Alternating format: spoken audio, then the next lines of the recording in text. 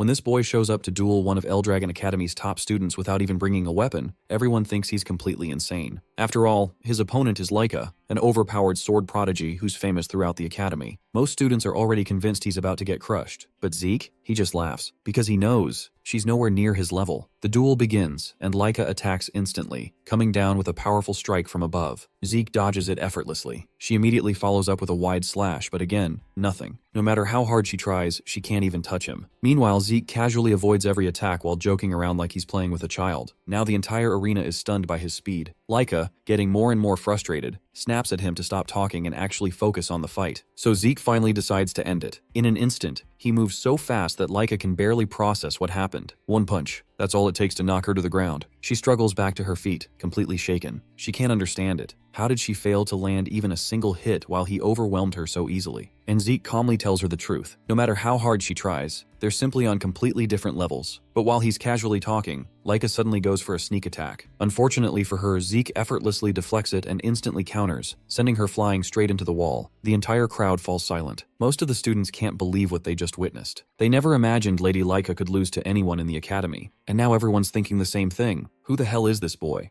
What they don't know is that this boy is the reborn strongest man on Earth, the very founder of the Eldragon family. Even he eventually died when his time came, but that wasn't the end. He opens his eyes in his new body, the body of a baby. The fact shocks him that he is a baby. There were other babies present as well. From his observations, he deduces that he must have been reborn into the Eldragon family once again, as they are all housed in a separate building. Just then, there comes the Eldragon maids with a trolley with a strange red liquid. Among them is a goblin, whose presence immediately raised the hero's suspicion. The maids first forcefully feed the goblin that liquid, causing the creature astronomical pain before it explodes into a bloody mess. This test shows that the concentration of magic in the liquid is high enough, a perfect sweet spot. The maids promptly start feeding that diluted strange red liquid to everyone. The hero couldn't really understand the situation, and as his turn comes, he realizes that the liquid isn't milk, but it's something overflowing with a terrifying magic power. This is ancient dragon's blood, and they are making them drink it. Instinctively, he needs to spit it out, and he already swallowed a little. As the other babies are doing, he needs to do the same and spit the liquid out before he explodes. But he again thinks about his choice and decides to absorb all this magic power, which will help him reach the true peak of martial arts. He might even surprise his past self. With that in mind, he drinks all the liquid, claiming that they should never have underestimated Gilfus Eldragon. He absorbs all of the ancient dragon's true source power in order to reach the peak of martial arts, a height he could never attain in his previous life. The maids are surprised that he is able to absorb the liquid so calmly, but they choose to ignore it since the result works in their favor. The other babies seem to survive as well, but this instant is nothing to take lightly. As expected of an infant's body, overwhelming sleepiness suddenly struck him. 7 years later, the child once known as Gilfus is now renamed Zeke Eldragon. He trains relentlessly, and he can clearly feel how magnificent his body has become. This is all thanks to the blood of the ancient dragons flowing within him. The source of this power exists in all living beings, but the ancient dragon blood that Zeke and the other babies consumed contains vast quantities of two distinct source powers. Those who absorb even a small amount of this liquid gain bodies far superior to ordinary humans. Unfortunately, which works in his favor. The hero, who is guided by the divine dragons to source power he had absorbed in his previous life, took in every drop of that ancient dragon's unique power. He undergoes a transformation so astonishing that even he finds it difficult to believe. By all logic, he should have reached at least 4 stars by now. A star is a truly compressed source of power, formed when one imagines their body as a universe, and allows a star to float within it. However, each additional star becomes increasingly difficult to form, and the more stars one possesses, the greater their strength. The hero has reached the unmatched rank of 10 stars, with the only one in the world to ever do so. It has been 7 years since he was reborn.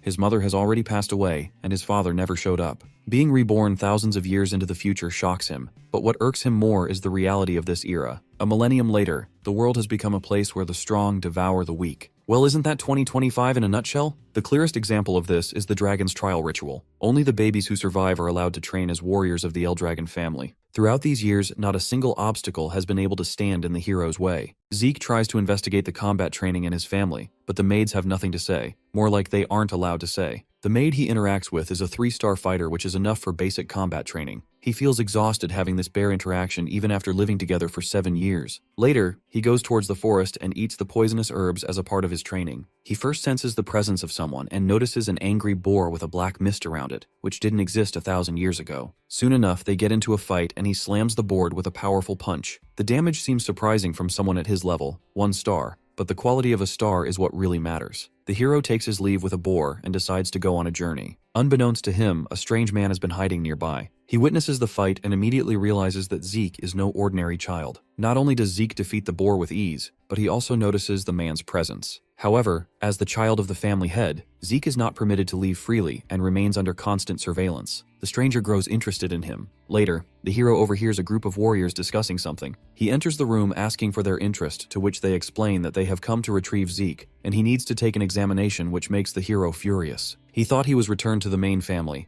but they take him to the dragon's nest for the examination. This is the Eldragon family's own exclusive educational institution that they established during that millennium. Everyone has to enroll in this academy at the age of 7, who has been born into this family. And today is the day of the entrance examination, and the hero hasn't been taught a single thing. The hero holds his head, knowing the test is mandatory. Zeke appears visibly exhausted, prompting a child named Langus from Old Scale Village to interrupt and speak to him. Zeke finds Langus timid at first, but he quickly realizes that the boy possesses courage beneath his nervous exterior. Zeke introduces himself in return. As the hero explains his worry towards the exam as he doesn't know what would be the content, Langus is thrown off. Before the conversation can continue, Retin from Old Scale Village calls out to Langus and begins bullying him. He shouts mockingly, telling Langus that he should have stayed at home because someone like him could never enter the academy, since his father was nothing more than a mock dragon. The Eldragon family follows a rigid hierarchy established by an absolute manager. Lesser dragons are classified as rookies, young dragons are known as common soldiers, adult dragons belong to the captain class, and elder dragons occupy the highest ranks as elders or executives. At the very bottom are the mock dragons, those who failed to enter the dragon's nest, or could not graduate. These individuals are labeled as imitations, but Langus wants to remove the tack of a mock dragon from his family. The hero speaks in favor of his friend that he at least deserves a chance to try. It makes the bullies even furious, and they start bad-mouthing about the poor being, but Zeke continues to defend his new friend. Soon enough, the adult dragon examiner announces that the exam will now begin, in which all applicants must take a number tag after registration and proceed to the second gate in discipline. Langus suggests the hero withdraw if he is not sure about the exam or lacks the ability, but he seems to be confident, even though he doesn't know the content of the exam. The first test is to scratch the rock, and the one who manages to do so will pass the test. Only provided weapons can be used, or the individuals can go with bare hands. The students have 3 attempts. Zeke finds the test way too lenient, which shocks his friend because he thought the exam would be of a terrifying level. The test begins, and Langus starts panicking while our boy is sitting calm. The stone used in the test possesses regenerative properties, allowing it to repair any minor damage almost instantly. Furthermore, any attack driven purely by brute force is reflected back with hundreds of times the original impact. Langus explains that one must properly circulate ether source power within the body during the strike in order to leave a scratch. The hero understands that this quality is more of the handling of ether source power than martial skills. Most of the students seem like they can pass the exam, including the bullies. There are consecutive disqualifications of the students going on. Finally, it's time to test the hero, and he refuses to take any weapon. They ask the hero if he's sure going with his bare hands, to which he agrees. Everyone starts discussing him, thinking he will eventually fail the test while Langus is concerned about him. As the test began, the hero carefully analyzed the stone. He realized that the rock must have formed over 1,000 years ago, as he had never encountered such a mineral before. Just then, he raises his fist, and using his full power he smashes this regeneration stone with his Dragonslayer combat technique form and passes the exam. The crowd suddenly got silenced as the results were unexpected for them. Langus is filled with pure joy along with surprise. Standing nearby, the examiner narrowed his eyes, wondering if the hero might be an illegitimate child of a powerful house. After all, only warriors of 4- or 5-star rank were capable of such a feat. As a reward, the hero was handed a green potion, though he was uncertain of its significance. Later, Langus explains to him that he got a healing portion of a normal grade. Zeke wonders if this could be elixir, a potion made from extremely rare materials. It contains unique herbs with pure elixir core and from divine and phantom beasts who are so rare to find. The potion healed both old injuries and recent wounds while dramatically boosting one's ether. Due to its scarce ingredients, it was incredibly difficult to refine and almost never appeared on the market. Langus added that the potions produced by House Dragon far surpassed those sold in ordinary stores. The hero feels astonishing while his friend keeps on praising him. With that, the bullies also passed the exam, and it's Langus's turn. He chose to scratch the rock with a sword and failed to do so. It's his last attempt, and the bullies are already starting to abuse him, mentioning how it is very expected from a half-dragon. Zeke then advises him to use a spear instead of a sword, which doesn't suit him because he is struggling to make a single dent with it. Everyone is laughing at him for being this weak, but the hero saves his friend by making him switch his weapon to spear. Langus's father was never allowed to enter Dragon's Nest, and they even make fun calling him a half-dragon. But he never gave up and raised him, so now he wants to prove everyone wrong. but he is not sure about how to use the spear correctly.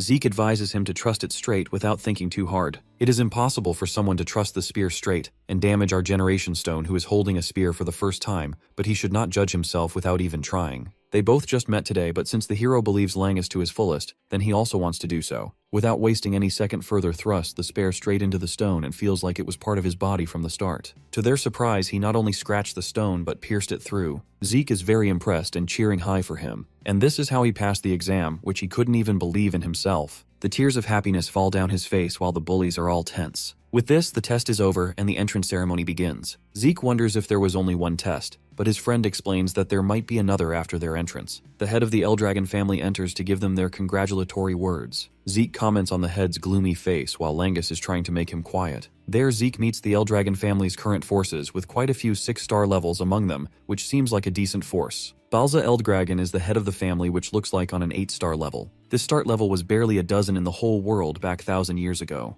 Zeke seems to have a hatred against his own father. There comes the words from the Lord Balza, suggesting to become the flesh and blood of Eldragon. His aura is so powerful that the students rarely manage to breathe. Everyone is crushed by his strong pressure. The hero realizes that he couldn't stand him. Just then, an elderly dragon praises the Lord's gracious words, claiming that these are all just a matter of wording, while everyone is feeling relief by changing the atmosphere. Soon enough, one of the warriors informed them that the dormitory assignments will now be announced, and those who are called should move at once. Zeke is curious if they are not going to the same place, on which his friend explained that there are 4 dorms in the dragon's nest. Students who are allowed into the building are assigned to one of the 4 dorms: East, West, North, and South. Zeke has assigned the East dorm of the dragon's nest. He roams inside the dorm, struggling to find his room, and finally reaches and presents a warm greeting to his roommate. Surprisingly, he has Lingxi as his new roommate, and they both seem happy. Zeke seems to have no plans for today, and his friend informs him that the training will start by tomorrow. Because the hero didn't know about it and was not paying attention to the announcements, his friend scolds him. The hero was planning to ditch this boring place and go on a trip, but the regeneration is stone, the healing portion and alert. My interesting things came across his way, so now sticking with Eldragon House for a little longer doesn't sound bad to him. 1 month has passed now. There is a training session going on which helps in teaching the dragon's breath, and this method is made by the 15th head of House Eldragon. Some of the students have already mastered this technique, like Lady Laika, who seems to look like a 2nd star. Then there is Zeke with his extraordinary skills and 0 teachings, which make the trainer wonder if he inherited the head's powers. The Dragon King's breath technique of the hero was modified and passed down as Dragon's Breath. These techniques are ways to drag ether from the air into a body and calculate it, which can help in enhancing one's ether. How well they work is influenced by the user's skills, and this is the reason each noble house refine its own style and guard the finished techniques. But if this technique only works while standing still, it is useless for the hero because his previous Dragon King's breath technique let him use ether while moving without breaking breath, and its effects are huge. But since it is the difficult one, so a few inherited it. The hero simplified it so anyone could use it to make their clan stronger, but he never thought it would evolve and survive even after his reincarnation. Later, during the dinner, Zeke suggests Langus to eat, or else he won't get stronger because he is weak and he needs to train harder. While he was thinking about how some of them are well trained,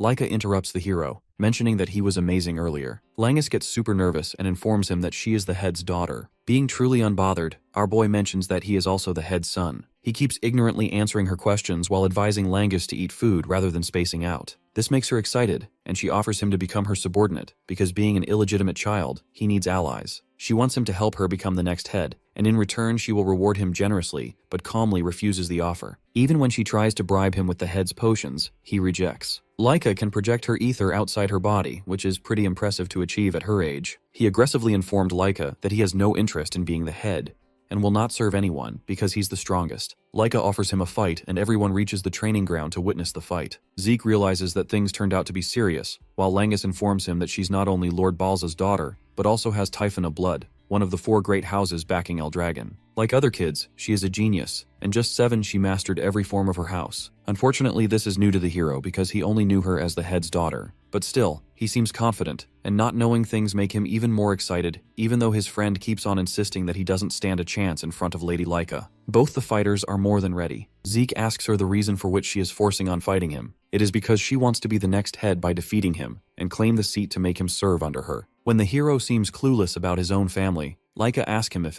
because he is illegitimate and explains that including her, there are 5 heirs competing for the next head. In everyone carries blood from one of the 4 great houses of Eldragon except him, and in order to secure her place, she wants to defeat him right away. With that, she swings her massive sword like it's nothing, but the hero effortlessly dodges the attack. Her strikes just keep getting faster, and everyone understands that this is what it means to be a child of the head. Leica keeps throwing her attack while Zeke is continuously dodging them without pulling any effort. Langus is also surprised. The hero praises her unexpected fighting styles, but she insists him to keep on fighting. He does it accordingly and throws a punch, taking her down, wondering why she can't manage to land a single hit on him. To which the hero confirmed that she is far quicker than most of the 1-stars he have ever met, but in the end, she is still just a 1-star. He further explains how he observed her breaths, the twitch of her muscles and the shape of her eyes to track her movements, and the rest is just experience. Leica isn't ready to give up and again strikes him, but instead ends up getting slammed. He is impressed how she gathered true source power in her core to withstand that blow. When Langus tries to interrupt, Zeke suggests he should stay back. Just then, that lady reaches 2-star levels, which seems obvious by her aura. At this level, one can project through source power outside the body, shaped for martial arts, and that projection is called aura. According to her, it is the hero who helped her break through to 2-star level, so now he doesn't stand a chance. With that, she throws up a fast and powerful hit, which eventually the hero couldn't manage to dodge completely. Now the hero is facing a different style of true Thunder Spirit Greatsword arts, which makes him even more excited. Leica uses her Thunder Grade technique and a Thunder Light Flash Strike. At first the hero seems to enjoy it, but later realized that her level is way too much, and that much lightning will be hard to handle in his current estate. It's just 1 star that makes this much of a difference between both of them. Her movements are simple just like before, but the instant she turns to a 2-star level, that Thunder Spirit Great Sword arts explode in her power. She was fast, but she is faster now, and the strange part is the lightning trap around her body, which was impossible to achieve 1,000 years ago. The hero cannot counterattack because he is uncertain about that power. The hero has a lot of confidence as he is still smiling in a situation like this. This irritates his opponent the most, and she keeps answering her lightning strikes towards him. Still, the hero is standing on his feet. As Linksy insists, Leica decides to stop if he surrenders and swears loyalty to her. Since the hero refuses, she claims to use every inch of power in order to end this fight. With that, there comes a Thunder Spirit, the first secret art technique, Heavenly Thunder, and the hero is laying helplessly on the ground. The match is declared to be over, but to their surprise, Zeke again stands up, hitting an electrical strike, making his opponent curious. He explained how he was purposely taking her hitch in order to study them, and somehow he can use them as well. While he was taking those attacks, he kept using his Dragon King's breathing technique, which reacts with her lightning energy. Lightning starts generating inside his body, and he can control it himself without even realizing. He doesn't know much of the details, but according to him, her entire clan has a special constitution, and he receives a great lesson by fusing both the techniques. On top of that, thanks to Leica, he also reached the level of 2 stars, and the fight isn't over yet. Zeke seems to experience the extraordinary traits of strength, and will soon get his understanding on it. Langus is tense, witnessing the true strength of the heads, and even Leica's lightning hits are not reaching the hero. The fight is going on between the two, and after a while, the hero decides to end it by creating a new technique or a special form. While his opponent is lost in thoughts, he decides to take the charge and uses his special form, Dragon Slaying Arts, to strike a blow and takes her down in an instant. The fight was fascinating, and Leica is now in disbelief at her defeat because she even needs to surpass her brothers in order to become the next head. The hero is impressed and praises her skills with a smile. He even motivates her to learn new things since this isn't the last time, and she has to fight him again. Zeke offers Leica another battle some other day, while she considers him as an unbeatable individual. After a few hours, inside the fissure, Lord Balza restraining his Dragon Combat Arts first form. Just a word interrupts him, reporting about her daughter that she reached at level 2 star, which is quite fascinating at her age, and at the time of their graduation she can reach at level 4 or even 5 star. The Lord is still not bothered and orders him not to waste his time and talk to him when she can use the talent herself. The soldier informs him that she is recently defeated, and the one who defeated her is his own son, Lord Zeke. Balza understands because his mother also has the talent for battle, but she was long gone by the time he was born, so it is the curious part that who could have taught him skills strong enough to defeat 2 star. But he gets informed that Lord Zeke reached this level on his own without any teachings. In this case, Lord Balza commands to begin the first trial, which is premature, and most of the students haven't even reached the 1st star level. But according to him, that is equal for every individual no matter if they have trained or not. Those who cannot survive the first trial have no future, and he declared them to be unworthy of Eldragon. He commands to summon Freya back to oversee and conduct the trial, and have her keep a close watch throughout. The next day, there is a usual training going on of Dragon Combat Art. The hero is mastering Ibuki Dragon's Breath, which was developed by the 15th generation and called a combat art, but in essence it is a body enhancement technique well constructed, so even children can learn it easily. Langus asks him, and he is not training, but the hero has already mastered it. He is surprised because it was only taught just a few hours ago. Zeke asks him to turn around and develops a channeling route to transfer his energy. His friend is impressed and thinks that this training might be boring to him because he has already defeated Lady Laika. Dragonslayer combat technique is an overwhelming power along with the spatial form bond within the hero from the battle with Laika. He believes that the final form also exists, which can slew the divine dragon itself. Zeke is curious about how these dragon techniques can be handled. Since the hero has mastered all the dragon combat art techniques, he is back on usual physical training. Just then, Langus requests him to provide training because he wants to grow stronger, and the hero agrees because he takes his friend as someone worth teaching. Soon enough, Laika also requests him to train her as well because the way he overwhelmed her in the fight earlier makes her want to get even stronger to surprise her brother and the hero himself. Zeke agrees on training her as well, but asks if she is fine since her wounds should have put her down for like a month. But as she has used a healing potion, so it's nothing to worry about, or else she must be resting on a bed for about a month. Laika again confirms if he is fine by training her and doesn't need his own time to train. The protagonist is ready to train both the young talents. Later, he asks Laika if she is fine training by a person who defeated her, but she is ready to do whatever it takes to get stronger and claim the leadership. The hero asks about the reason for her being obsessed with this position, to which she explains that if she doesn't manage to claim the leadership, according to their family customs, she will end up marrying someone. In the best cases, she will marry her cousin, and in the worst, it will be a stranger. The hero gets quite upset and his hatred increases for treating people like a breeding stock. Soon enough, the announcement goes on informing about the arrival of a new instructor who came all this way to guide them despite her busy schedule, so they advise everyone to be grateful towards her. Freya steps in observing Laika's reflexes, sharp and flawless aura.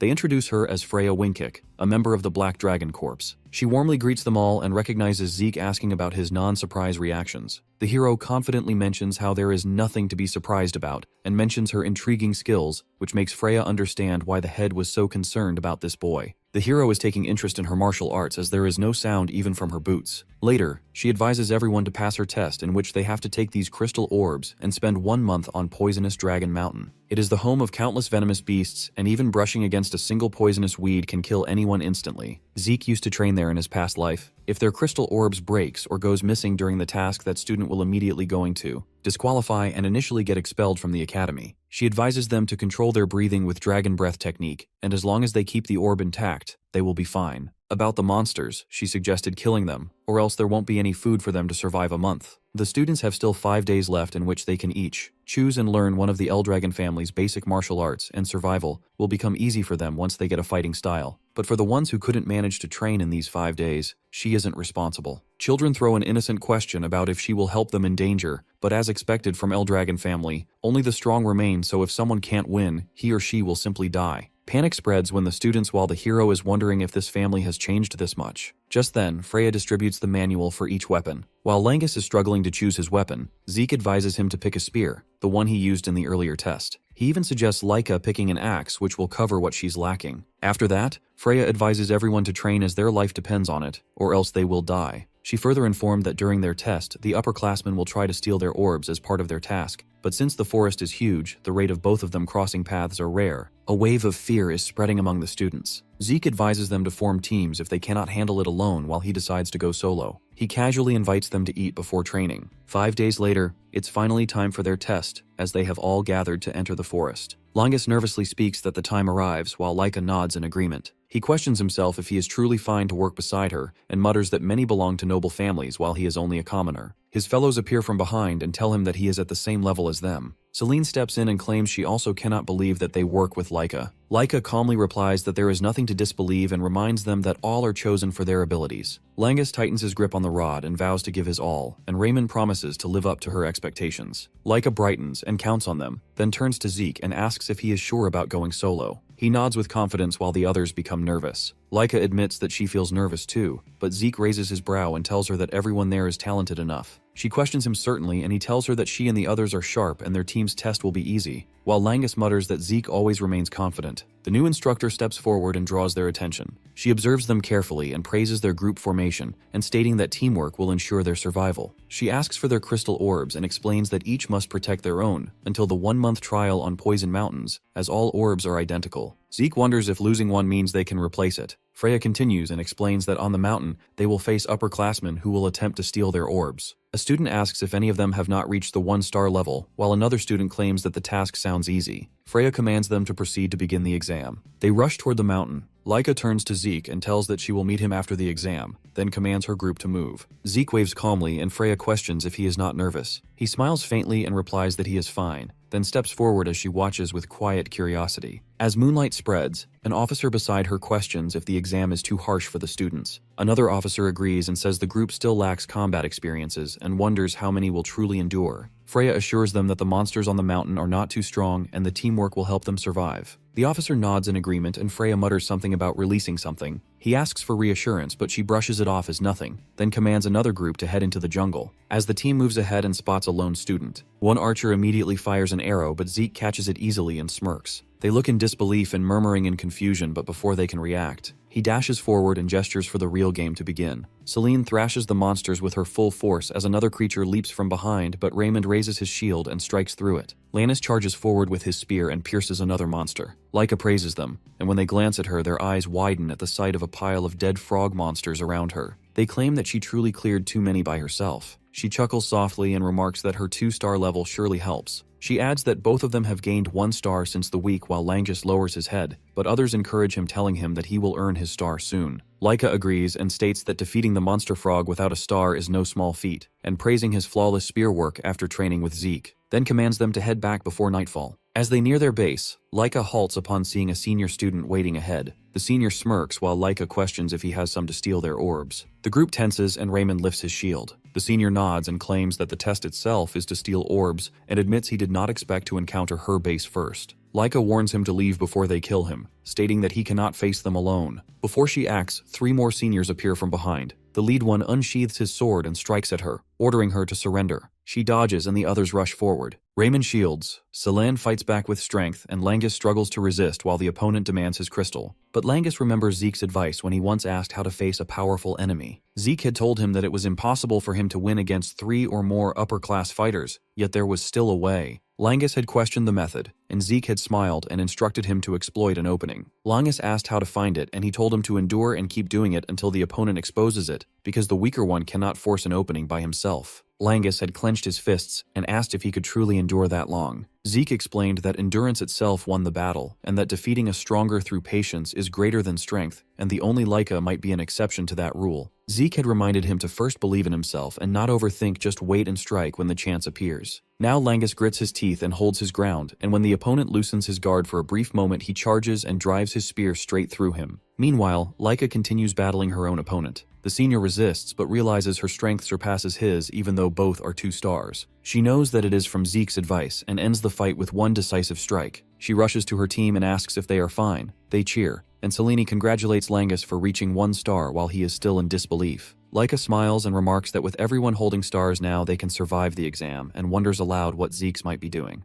At a distance, a girl from the last group runs, trembling and questioning what kind of monster he is. Around him lie bodies of the rest of the members, and Zeke stands among them. The scattering upperclassmen are running away screaming to save their own lives. They've encountered a literal monster, one that casually took them out. Meanwhile, our boy is chilling, calling them cowards for running away. Bro basically said, "I'm not trapped in here with you, you're trapped in here with me." The kids are running faster than Usain Bolt just to escape an inferior first year. They were the one who were supposed to hunt him, but the turns have been tabled. One upperclassman slips and falls. It's like a horror scene as he watches Zeke chillingly ordering him to stand up and at least try to fight him. His golden eyes glare into this kid's soul, making him regret his life's every decision. It's so bad that the kid ends up fainting out of fear, and I imagine Batman's glare must feel the same for his enemies. Zeke is a little disappointed how easy it was for him to dismantle the group, even though they were acting so Sigma and tough at the beginning while jumping him. Noticing someone spying on him from a spot, Zeke calls this person to come out already. Seeing as they refuse to come out, he takes it as a sign that he isn't breaking any rules and is free to do anything he wants. Anyway, the person who is spying on him is revealed to be an upper dragon captain. This guy is stunned to see a mere first year wipe the floor with his upperclassmen, and the same kid even managed to call him out for spying on him. Intrigued, the captain intends to report the situation to his leader. He returns to the scarlet-haired beauty who demands a mission report. Her men start off from the very beginning. In 1 week of the test's duration, 32% of the kids have dropped out. But the ones who survived are quickly adapting to their environments, which means the numbers won't stoop lower than that. But the moment she asks about the condition of the upperclassmen, her men hesitate for a response. The same guy who observed everything reveals how the upperclassmen are running for their lives. The instructor is starstruck with his words. It just seems so baffling because there aren't any monsters beyond the level of the upperclassmen to threaten their lives. So the big question is, why are they running? The guy blurts out one name, it's Zeke. He has become the catastrophe, the demise of the upperclassmen, single-handedly hunting them down like insects. No one wants to be around him anymore. He's cutting them relentlessly, and he's on the chase instead. It's a situation so abnormal that they've never seen anything like it before. Even when it comes to Zeke being the son of the patriarch, the kid is crazy. He's not just a prodigy, he's a generational talent, one that can be classified as a literal monster for his age. Even the instructor remembers their brief but weird interaction, realizing that his strategy from the very beginning was to move alone, knowing that he'd unleash hell upon his victims. To be put it simply, Bro never even entertained the idea of being hunted. He was thrilled to do the hunting instead. Her factual glazing of Zeke entices the members of her squad, until suddenly they notice the arrival of something they've been waiting for. Freya tells the laborer to unload it on the spot, while the rest of her squad members start to question what the fudge is up to now. This woman is consistently increasing the difficulty of the exam, and intends to release some kind of monster at the 3-star level. Not even the upperclassmen should be able to withstand it. The sadistic mommy assures them that she made certain adjustments. First of all, it is conditioned to only target students of the 2-star level or beyond it. This means the kids without a star or even with 1 star won't be affected. But the big question is, why is she doing this at all? Interestingly, Freya reveals that it's a direct order from Lord Eldragon, the head of the family. She's genuinely curious about the outcome of this exam, especially concerning the so-called monster that Zeke has become. She wonders if the kid can handle something of this caliber, and instructs her men to release the creature by dawn. Dawn does arrive. Langus and Selene instantly sense the ground trembling. Lady Lyca's sharp instincts inform her that something is coming, even nastier than the upperclassmen they faced. At first, Langus assumes that it must be some kind of large monster, but Lyca knows full well that whatever it is, it's terrifying. The rumbling of the ground continues, startling the students as they all begin to worry. Lyca immediately realizes that the tree behind them is toppling down, so she roars everyone to move out the way. Luckily, she was able to protect Selene, and Raymond managed to guard Langus, making sure none of them got any injuries. Shaken by the sudden collapse of the tree, Lyca grips her sword to challenge the threat, while Langus and the others stare at the creature with fearful eyes. The towering monster before them is a terrifying stone golem, one that they'd never thought they would encounter on the mountain. I love how this is the isekai version of getting out of syllabus questions for your exams. Meanwhile, our boy is in a completely different location, sitting on top of monster corpses and unconscious upperclassmen. True manhwa fans will remember that one familiar scene with Arthur from the beginning after the end. Anyway, this guy is bored as hell. He's so strong that no one can match up to him, acting like he's the Gojo of this exam. But then, suddenly, he senses an ominous presence in the distance. This isn't any monster, it's something higher than the 2 class levels, which makes him wonder if the instructor is trying to send him a coded message. Still, it's weird to use this creature against the kids who are only 2 stars at best. Besides that, Instructor Freya should have informed them about this at the beginning of the exam. But then he realizes that this sadistic woman released it on purpose, making him wonder about their plans. However, this is the perfect chance for him to cure his boredom. Motivated, Bro jumps off from his pile of victims and makes the 3-class monster his new target. Unfortunately, he's going to have to spend a while going there since it's far away from his spot. Back to the golem onslaught, Selene tries to slash the stone monster with her sword, and of course doesn't seem to get any form of damage on its hard body. She doesn't have a single scratch, but somehow Raymond thinks he's the main character and whacks his shield. Again, no scratch at all. Finally, Lady Lyca goes all Zenitsu mode and activates her lightning-style Thunder Flash technique. That ultimate move just now barely chipped the creature. This confirms that only the attacks filled with aura can damage the golem's outer shell, which means anyone below her ranks is practically useless here. Langus begs her for a plan while she rallies them up, explaining her ridiculous strategy to play decoy to distract the monster, allowing them the chance to escape. None of them want to follow this plan because it means she'll be left behind, but Lyca basically calls them weak-ass NPCs who will only get in her way. She managed to do a tiny amount of damage even after landing a powerful aura attack,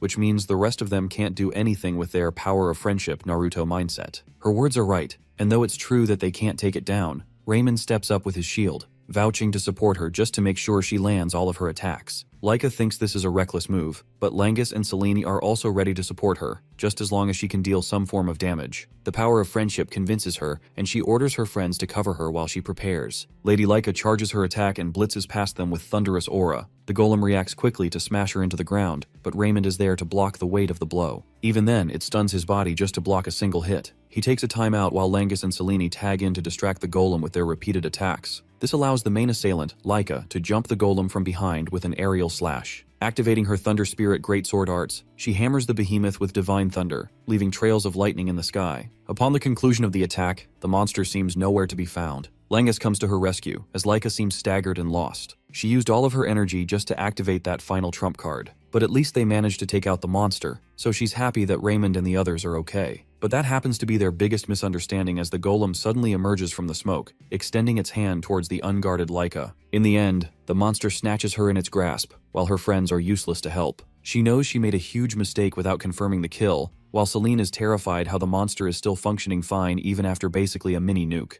Langus wants to play a hotshot and charges in with his spear to help her, but the golem casually snatches her away, causing Langus to scream in worry. Suddenly, a gigantic tree is tossed all the way from the sky, whipping its way towards the golem. The monster is smashed with the weight of the tree, simultaneously freeing Laika in the process. Langus and his party take her to exit the dangerous area, not knowing what the hell happened. Zeke arrives with his special entry, joining in all the fun. He doesn't even care about his friends and feels ecstatic for his next victim's demise. Before all this happened, he could spot Laika's momentous final attack from far away. He knew that her group was trying to defeat the monster, but found himself severely limited to reach them in time. In his prime Kobe Bryant era, he would have instantly teleported with insane speed. Even though Laika's group is pretty good, they just can't beat a 3-star monster. It's more like a game of survival for them, a countdown until they get wiped out. Knowing that he couldn't run fast enough, our boy decided to experiment something new. Carving his fingers into the heart of a tree, he pulls it straight from the ground, showcasing insane levels of strength for a child. Then this kid sends the tree flying to God knows where, hoping that it probably becomes a ballistic missile and hits the monster. Zeke felt really good about what he did just now, because this tree-throwing technique is actually something much deeper. He talks about the dragon nurturing arts. The L-Dragon Combat Manual is given to students before taking the exam. It's an ordinary technique booklet, and it's not really a proper style, but a guide to unlock more efficient strength. The good thing is that it proved helpful to Zeke, because in his past life, he took advantage of long-range attacks as the first head. Anyway, after tossing that tree, Bro started running again. Back to the present, he greets his friends who are shocked to see him. Langus reminds him about the dangerous golem coming here to kill them all. But instead of running away, Bro feels amused to challenge a powerful monster. Interestingly, the creature doesn't seem to boast any form of life force despite having a presence. While he's casually holding a conversation,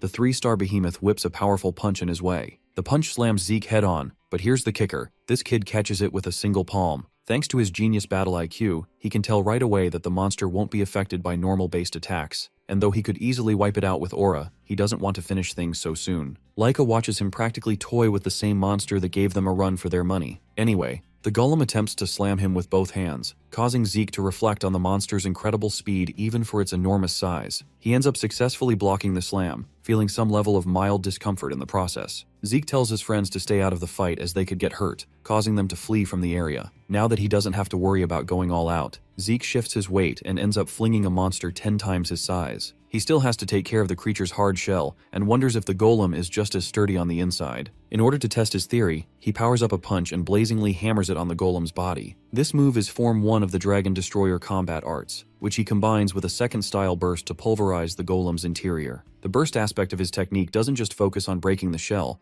but actually crushing the creature from the inside. And just like that, with a single move, Bro one-shots the creature, having gained some level of fun from the experience. A month passes after the conclusion of the exam, and we arrive at the main estate of the L-Dragon family. Here, Zeke is summoned much to his annoyance. He reflects on the conclusion of the earlier exam, as nothing significant happened after the golem incident. Zeke's 7-year-old class members ended up dropping down to 70%, but the members who survived became familiar with death and ended up achieving the 1-star level. Shortly after the test conclusion, Zeke was forcefully summoned to meet the patriarch, his father. While walking through the hall, he mutters his annoyance while Freya reminds his dumbass to give the patriarch proper respect. She rants off about how he behaved in the exam and basically spelled his own doom in the process. But our boy doesn't understand what she means by that. He didn't do anything wrong. Freya roars at him for obliterating the upperclassmen's test, attacking them and hunting them down when it wasn't really required. Because of that, not a single one of the upperclassmen managed to acquire an orb for their personal test. They even have to retake the exam. That's how bad he ended them. Freya is frustrated with his actions, and begs him to fix his disrespectful tone when he meets the head,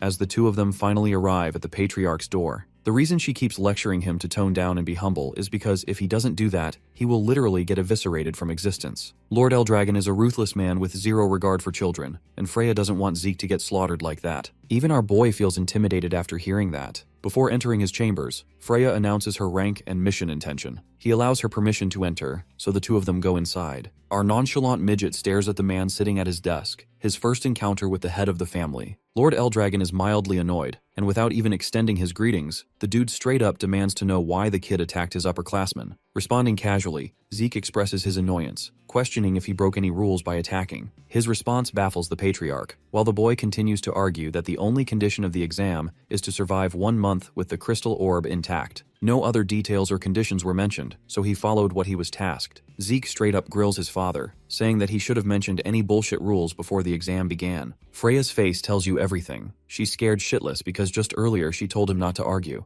She even tries to talk some sense into him, while the boy's father releases an ominous aura, terrifying her in pace. Just the sheer overwhelm of his pressure is enough to knock her down. With this kind of pressure, Freya thinks that Zeke is going to get murdered. Instead, he doesn't experience anything and mocks his father again for using petty moves at the slightest agitation. The patriarch finds himself stunned to see him unaffected by the pressure. He pries further by asking the boy how he managed to defeat not only a fleet of upperclassmen, but also a 3-star golem. If that wasn't unbelievable enough, this 7-year-old just aura farmed his way through his overwhelming pressure too. It makes no sense in his eyes how a boy like him could manifest such damning power. Zeke realizes that the focus is being placed on the source of his strength, and instead of explaining properly, he just calls it his personal genius. Arrogance meets arrogance, both father and son eyeing each other down. Lord Eldragon admits that the boy's attitude is rash just like the report stated, but that won't matter as he still managed to beat a golem. His reward is an item from the Dragon Treasury, or access to the 2nd floor of the Dragon Hall. A choice between the two. What's most surprising to Freya is how this man went from nearly killing his son to now offering him a reward.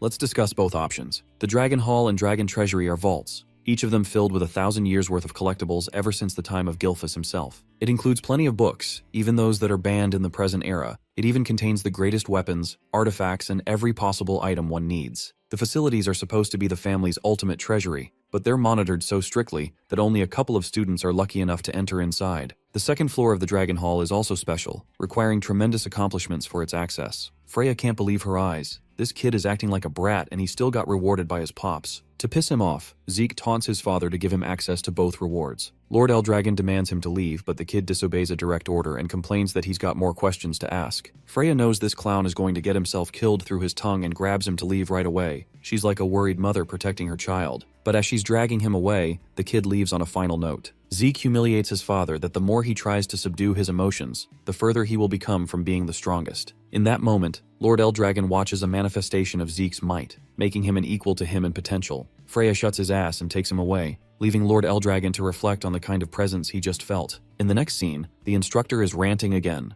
shouting at the idiot for acting disrespectful against the leader, ignoring all her warnings. Zeke tried his best but ultimately gave up. Hilariously, this is actually him holding back his words, which makes you wonder what else he could have said. Freya just doesn't get why he treats the teachers with respect, but can't show the same to his own father. Considering the boy's strength and then his rocky personality, she deems him an unordinary child, even beginning to question his real identity. Trolling her, Zeke states that he's just him. Freya internalizes that everyone in their family drank the ancient dragon's blood upon birth. The head of the family carries a might of a superior dragon too, which means by nature alone, they shouldn't be able to defy his wrath. And yet, this same boy managed to not only challenge his father, but also hold his ground. He's something else and she can't figure out what. Suspicious, she intends to check his birth records. But for now she changes topics and asks him which of the 2 rewards he'll choose. Putting up an adorable little face, he picks both, much to Freya's annoyance. In the end, Zeke comes to his decision. He is in pursuit of knowledge. Having reincarnated 1,000 years into the future comes with a gulf in his understanding of the current age. That's why he's curious to know about the advancement of medicine and technology. His biggest fan, Langus, celebrates how he's able to enter the Dragon Hall. Both of them are excited. The thing is, Langus already learned dragon slaying and nurturing spear arts, but this is an even greater opportunity for him to master a new martial art. Lady Laika comes along, sharing that they needed to act quickly because there is also a time limit. The 1st floor is of the basic level, and they're told to borrow 1 book only at one time, which is why they needed to pick wisely. At the same time, Laika came to learn about Zeke's personal reward of being able to choose between the treasury or the hall. She's surprised that he ended up picking the Dragon Hall instead of choosing a weapon or something. Our boy would have definitely done that if not for the fact that he's way behind on the knowledge of the current era. The books of the 2nd floor are the best part. They're rarer than even the 1st, and only Zeke has access to this level. Still, Laika thinks nothing in that library can surpass her thunderclap greatsword art techniques. While she's glazing herself, Zeke zones off, In the next scene, the supervisor informs them that they only have 5 hours for the haul. It's hard to tell if this duration is considered long,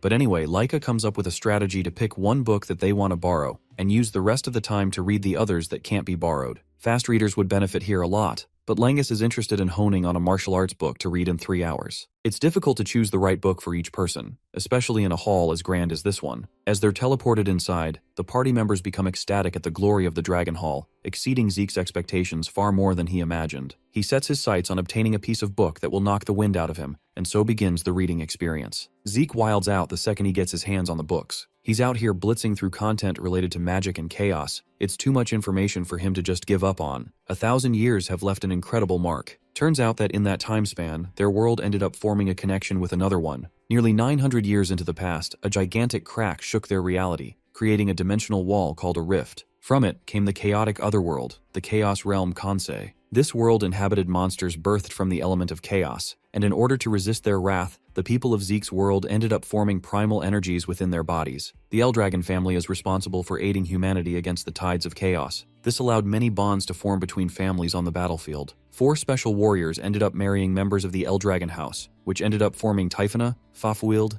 Levias, and Bahamut factions. They're now considered the 4 great Eldragon families, and it all makes sense now, especially when the anger boar was covered in dark energy while Zeke fought it. Even Laika's thunderous aura exhibits such an energy. All of it came from a different dimension, but the most interesting part that stands out to him is the evolution of magic. With the connection to a dark reality came a new kind of technique. Unfortunately, Bro can't find a book related to the contents of that technique, especially when something this brilliant should be hailed as a part of history. His excitement is so loud that he draws the supervisor's attention, insisting the boy to keep quiet while reading. The strangest part is how there isn't a presence around him, and he could still hear the voice. This makes him wonder if this is the same magic, the same new technique, something that can be used via voice. But the problem is that aside from ordinary primal energy, he can't tell what's special about it. Suddenly, all of his books end up floating in a trail of yellow, levitating all on their own. Zeke can't contain his reaction, and finds himself amused with the technique. The supervisor tells him to be quiet again, but Zeke just can't contain his reaction at the verge of experiencing a new level of growth. While he was busy wasting his time being excited,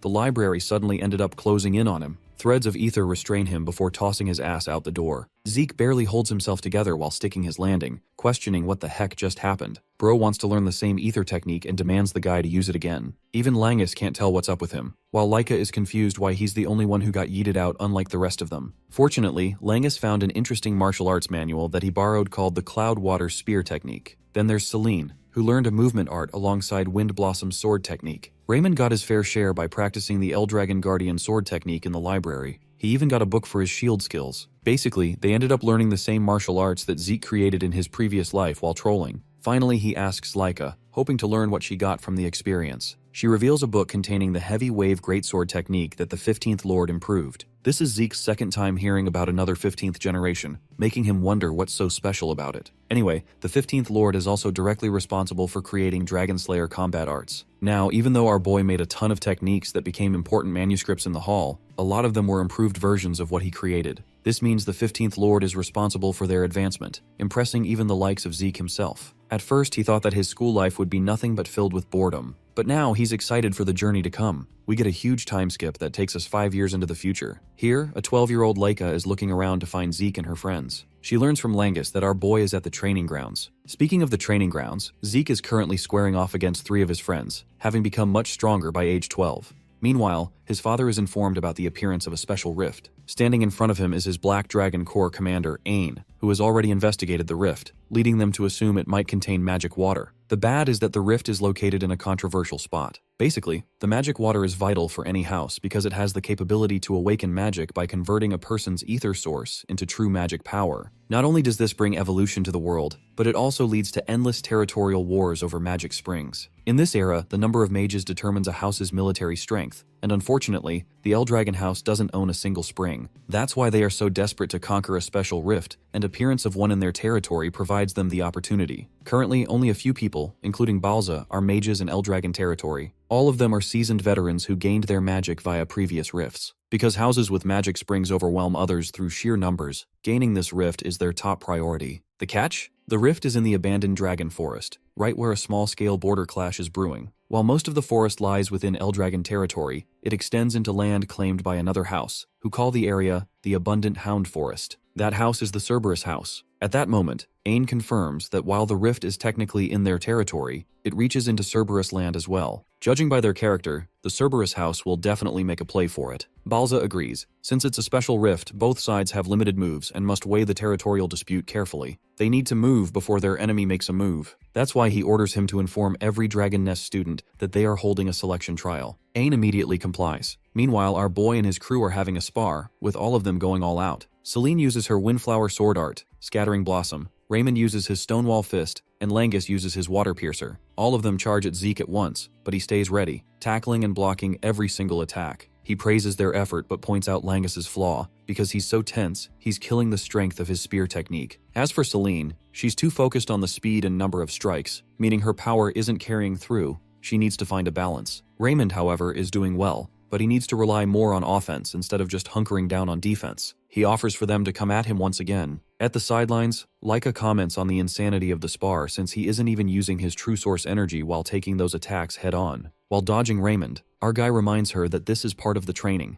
It makes their bodies sturdy without relying on true source power. She drawls that he should probably stop the kids from attacking while they're trying to talk, finally giving up on his strange behavior. Raymond and Selene add that it's mysterious how Zeke has such a powerful defense without using true source. Leica jokes that our dude doesn't even count as human. The seniors now call him the monster prodigy of the East Wing. He now comes to the point and asks her purpose to be there, to train or for something else. She explains that she doesn't mind training, but she came to inform them that they might soon be meeting the other Dragon Nest kids. This makes the group pause their session. Selene guesses there might be another exam, but their princess can't say much about the purpose of the gathering. She just caught wind of it from the instructor's behavior. Our boy declares he never pays attention to that stuff, but she cautions him. They are about to meet the other candidate for the headship from the West Wing. A few days later, all the students gather regardless of their grades. Freya steps forward and tells everyone to shut up. Once she gets silence, she drops a bomb that they are going to fight the children from the other dragon nests in 3 days. There is quite a murmur after the announcement because something like this usually only happens for graduation exams. Freya doesn't offer much of an explanation. She simply tells them that whoever survives the match will be given a special mission. This catches our boy's attention,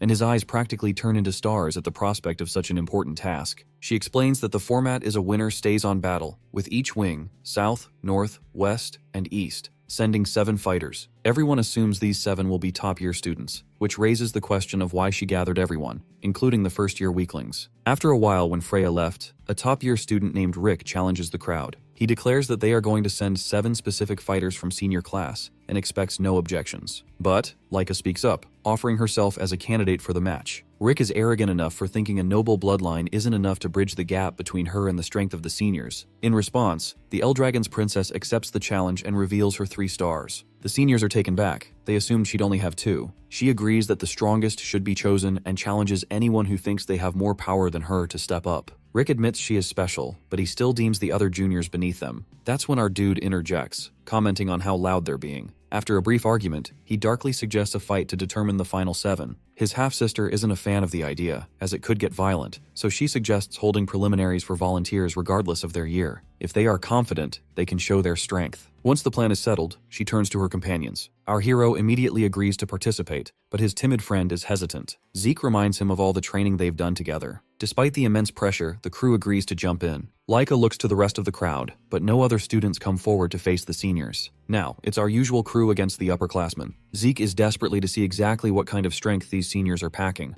The preliminaries begin, and the seniors are oozing confidence. They're convinced the juniors are just a selfish, weak bunch, agreeing that aside from their head to be, everyone else is a mere 2-star. On the other hand, our boy's crew is visibly nervous. When Langus points out they are facing seniors with 3 stars, he reminds them that they've trained with him for 5 years. They should have some faith in themselves. This lifts their spirits just as the top-year students rush in, swords raised, ready to put the brats in their place. However, a moment later, the crowd watches in astonishment as Zeke's crew dismantles the upperclassmen. He is proud of their progress. Langus has become much sharper at deflecting attacks and spotting openings. Selene handles the multi-strike Windflower sword style with grace, and Raymond's tactics have evolved as he switches cleanly between shield techniques and swordplay. Not to mention, Laika is significantly stronger than she used to be. Witnessing the seniors fall so easily, Rick protests, claiming there's no way the juniors can overcome the gap of 3 stars. Zeke steps forward, reminding him that he just watched his friends lose, yet he's still spouting nonsense. He argues that while age usually indicates the number of stars, real strength is what determines a winner. His senior shouts back, insulted that Zeke would ignore the basic fact that stars equal power. Our boy responds darkly, telling him that stars or no stars, if someone destroys your heart, you die. He tells his senior to stop denying reality. In battle, the only thing that matters is results. Unintimidated, Rick demands to know who Zeke thinks he is, claiming he was only being lenient because they're kids. Zeke isn't interested in a shouting match. He wants this so-called upperclassman to show what he's actually got, as they are the only 2 left on the field. Rick takes the bait and lunges with a high-strength fist technique, but he can't even touch Our, who simply punches him away. Zeke mockingly praises his effort, while his sister taunts our boy that he is saying this. Even Rick was unable to land a single hit. Meanwhile, at the west wing of the Dragon Nest, the ground is littered with defeated students. Standing over them is none other than Vanille Fafnir Eldragon, the other candidate for the headship. His trusted aide, Alan, informs him that the selection for their candidates is complete. All of them are 3-star warriors. Among them is Langus's old bully, Retin, who has also reached 3 stars. Vanille notes that despite being from a lower class, Retin has talent, even promising to make him a direct subordinate if he proves useful. After listening this, the greedy bully is already daydreaming as he's confident that with Vanille leading them, the West Wing will win. He imagines that completing this special mission will secure his boss the headship,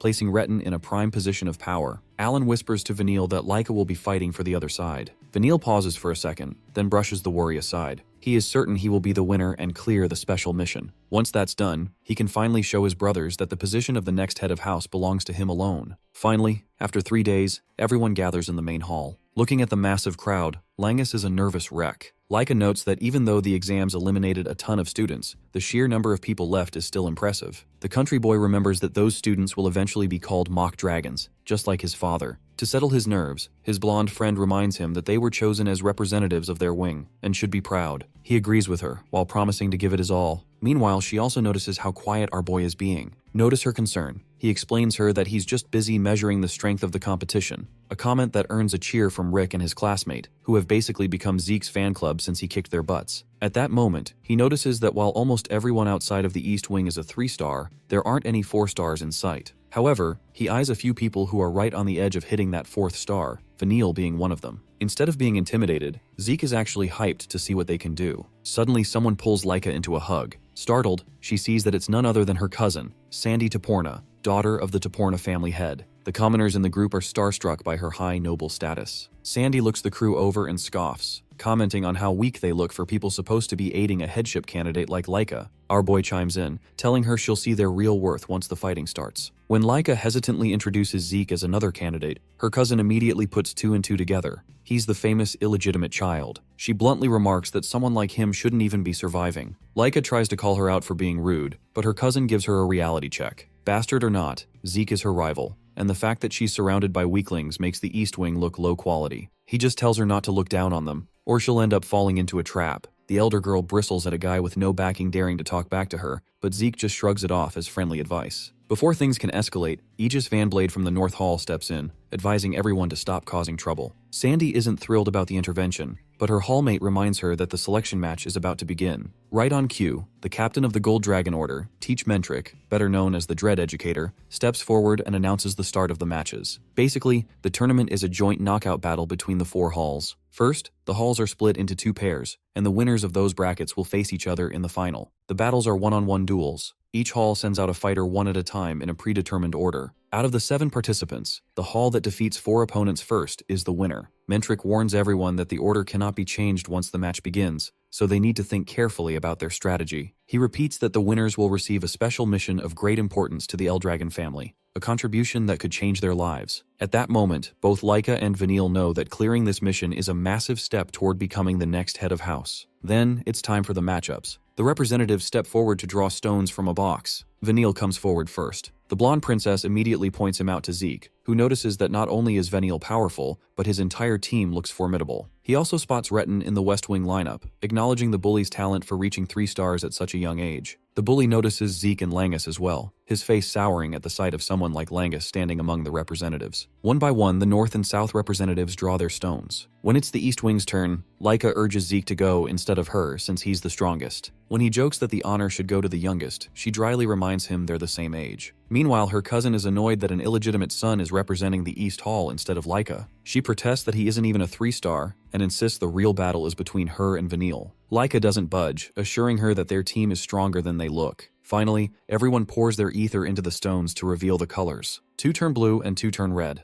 The brackets are set. It's North Hall versus East Hall and South Hall versus West Hall. During that time, the psychological warfare begins as a student from the North Hall immediately intimidates a terrified poor Langus. Meanwhile, Sandy also challenges her cousin, vowing to give her a wake-up call that will remind her exactly where she stands in the family hierarchy. Laika, on the other hand, calmly accepts the challenge. Nearby, a surprisingly civil moment occurs between Aegis and Zeke. The two exchange a brief, friendly conversation, both clearly looking forward to testing their steel against one another in the trial to come. The first match kicks off with East Hall facing North Hall. Rick is practically vibrating with determination, though the half-siblings can clearly see the nerves underneath his tough exterior. As the duel begins, Rick squares up with his fists ready. Zeke watches closely, noting that in a real competition, there's no such thing as a guaranteed win, even if Rick is already loudly claiming victory for himself. His sister points out that many of the North fighters rely on raw, unrefined power, much like Rick's own style. He agrees and suggests that Rick should just stick to what he knows best. As the boy lunges at his opponent, Laika mentions the massive pressure of performing in front of such a huge crowd. Our hero adds that while most are sweating it out, elites like Aegis and Sandy are likely fine since they're both right on the doorstep of becoming 4-star mages. He also figures her cousin probably uses a style similar to Laika's, which would make for a perfect challenge for her. Unfortunately, things don't go as planned,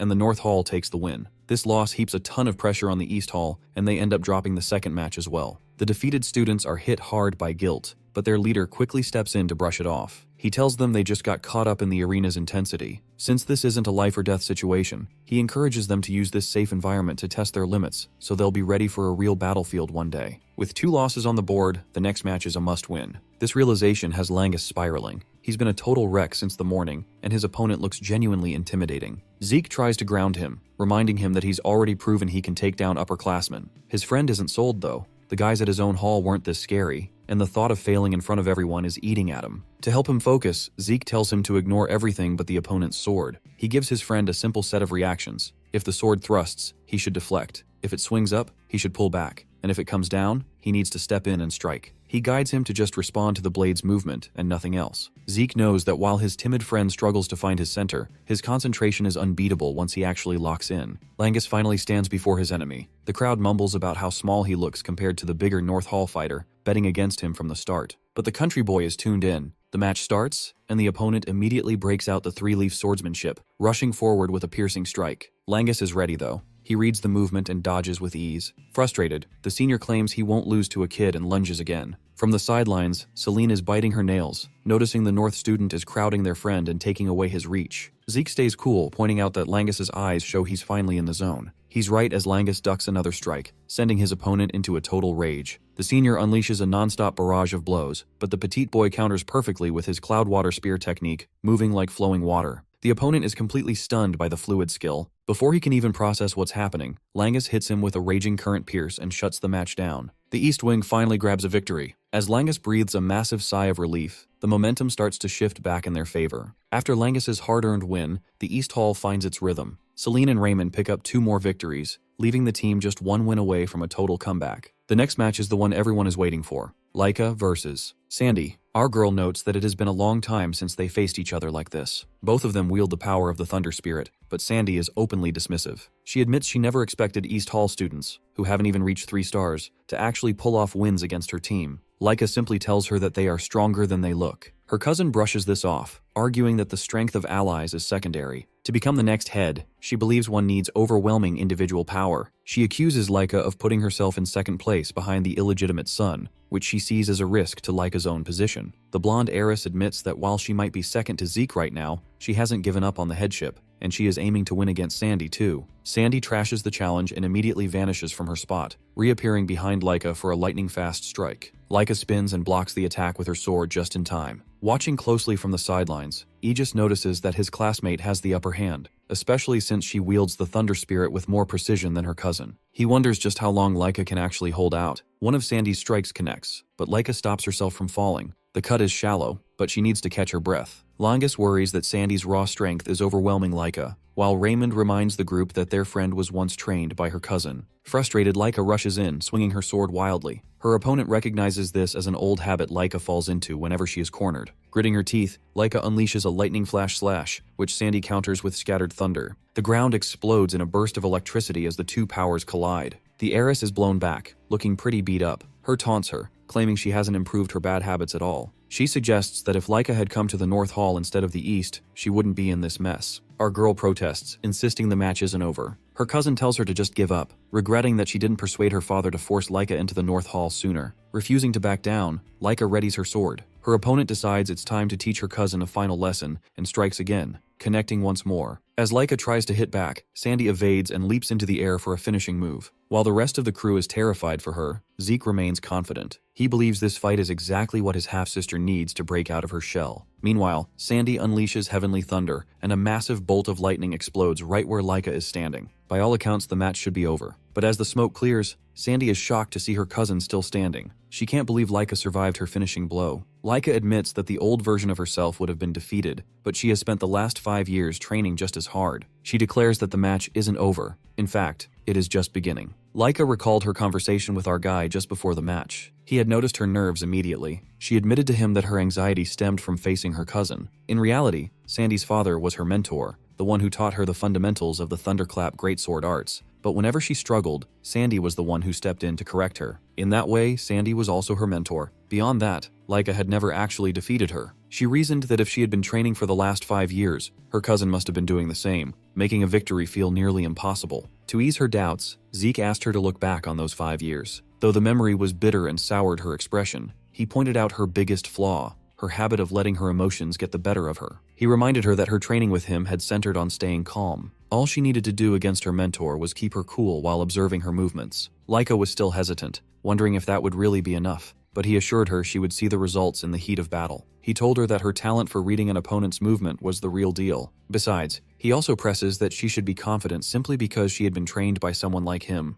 There was no reason to worry about past wins or losses anymore. Her expression softened as she realized how easy he made everything seem, and she finally started to calm down. Just before she moved toward the arena, Zeke gave her one last piece of advice. Since Sandy was the one who taught her the original technique, Laika actually had a chance to become even stronger by observing her mentor's improved version of the art. In the present, Laika is actually observing Sandy's Thunderclap greatsword arts. She has taken the previous attacks head-on specifically to study how her former mentor uses her magic. Suddenly, Laika rushes toward a baffled Sandy, whose eyes widen as she realizes her cousin is speeding up. The blonde princess attacks again, forcing Sandy to brace herself against a thunder needle. Without giving her a chance to read the movement, Laika follows up with a thunder flash slash. She finally reveals that this is the tempo variation Sandy has always used, but Laika lacked. Now, she understands it clearly and is putting it into practice mid-fight. Sandy can't believe that her former student has learned this while trading blows. Her hallmates are amazed to see her movements change so drastically. Zeke admits that fighting someone who uses the same art is the best way to learn. When asked why her style shifted, he explains it's because she observed Sandy's technique and mastered it on the fly. This was possible because they had trained to analyze an enemy's technique while receiving it directly. He tells Rick that while their lady usually gets heated in battle, she has improved enough to stay calm and observe her opponent. Meanwhile, Sandy refuses to give up,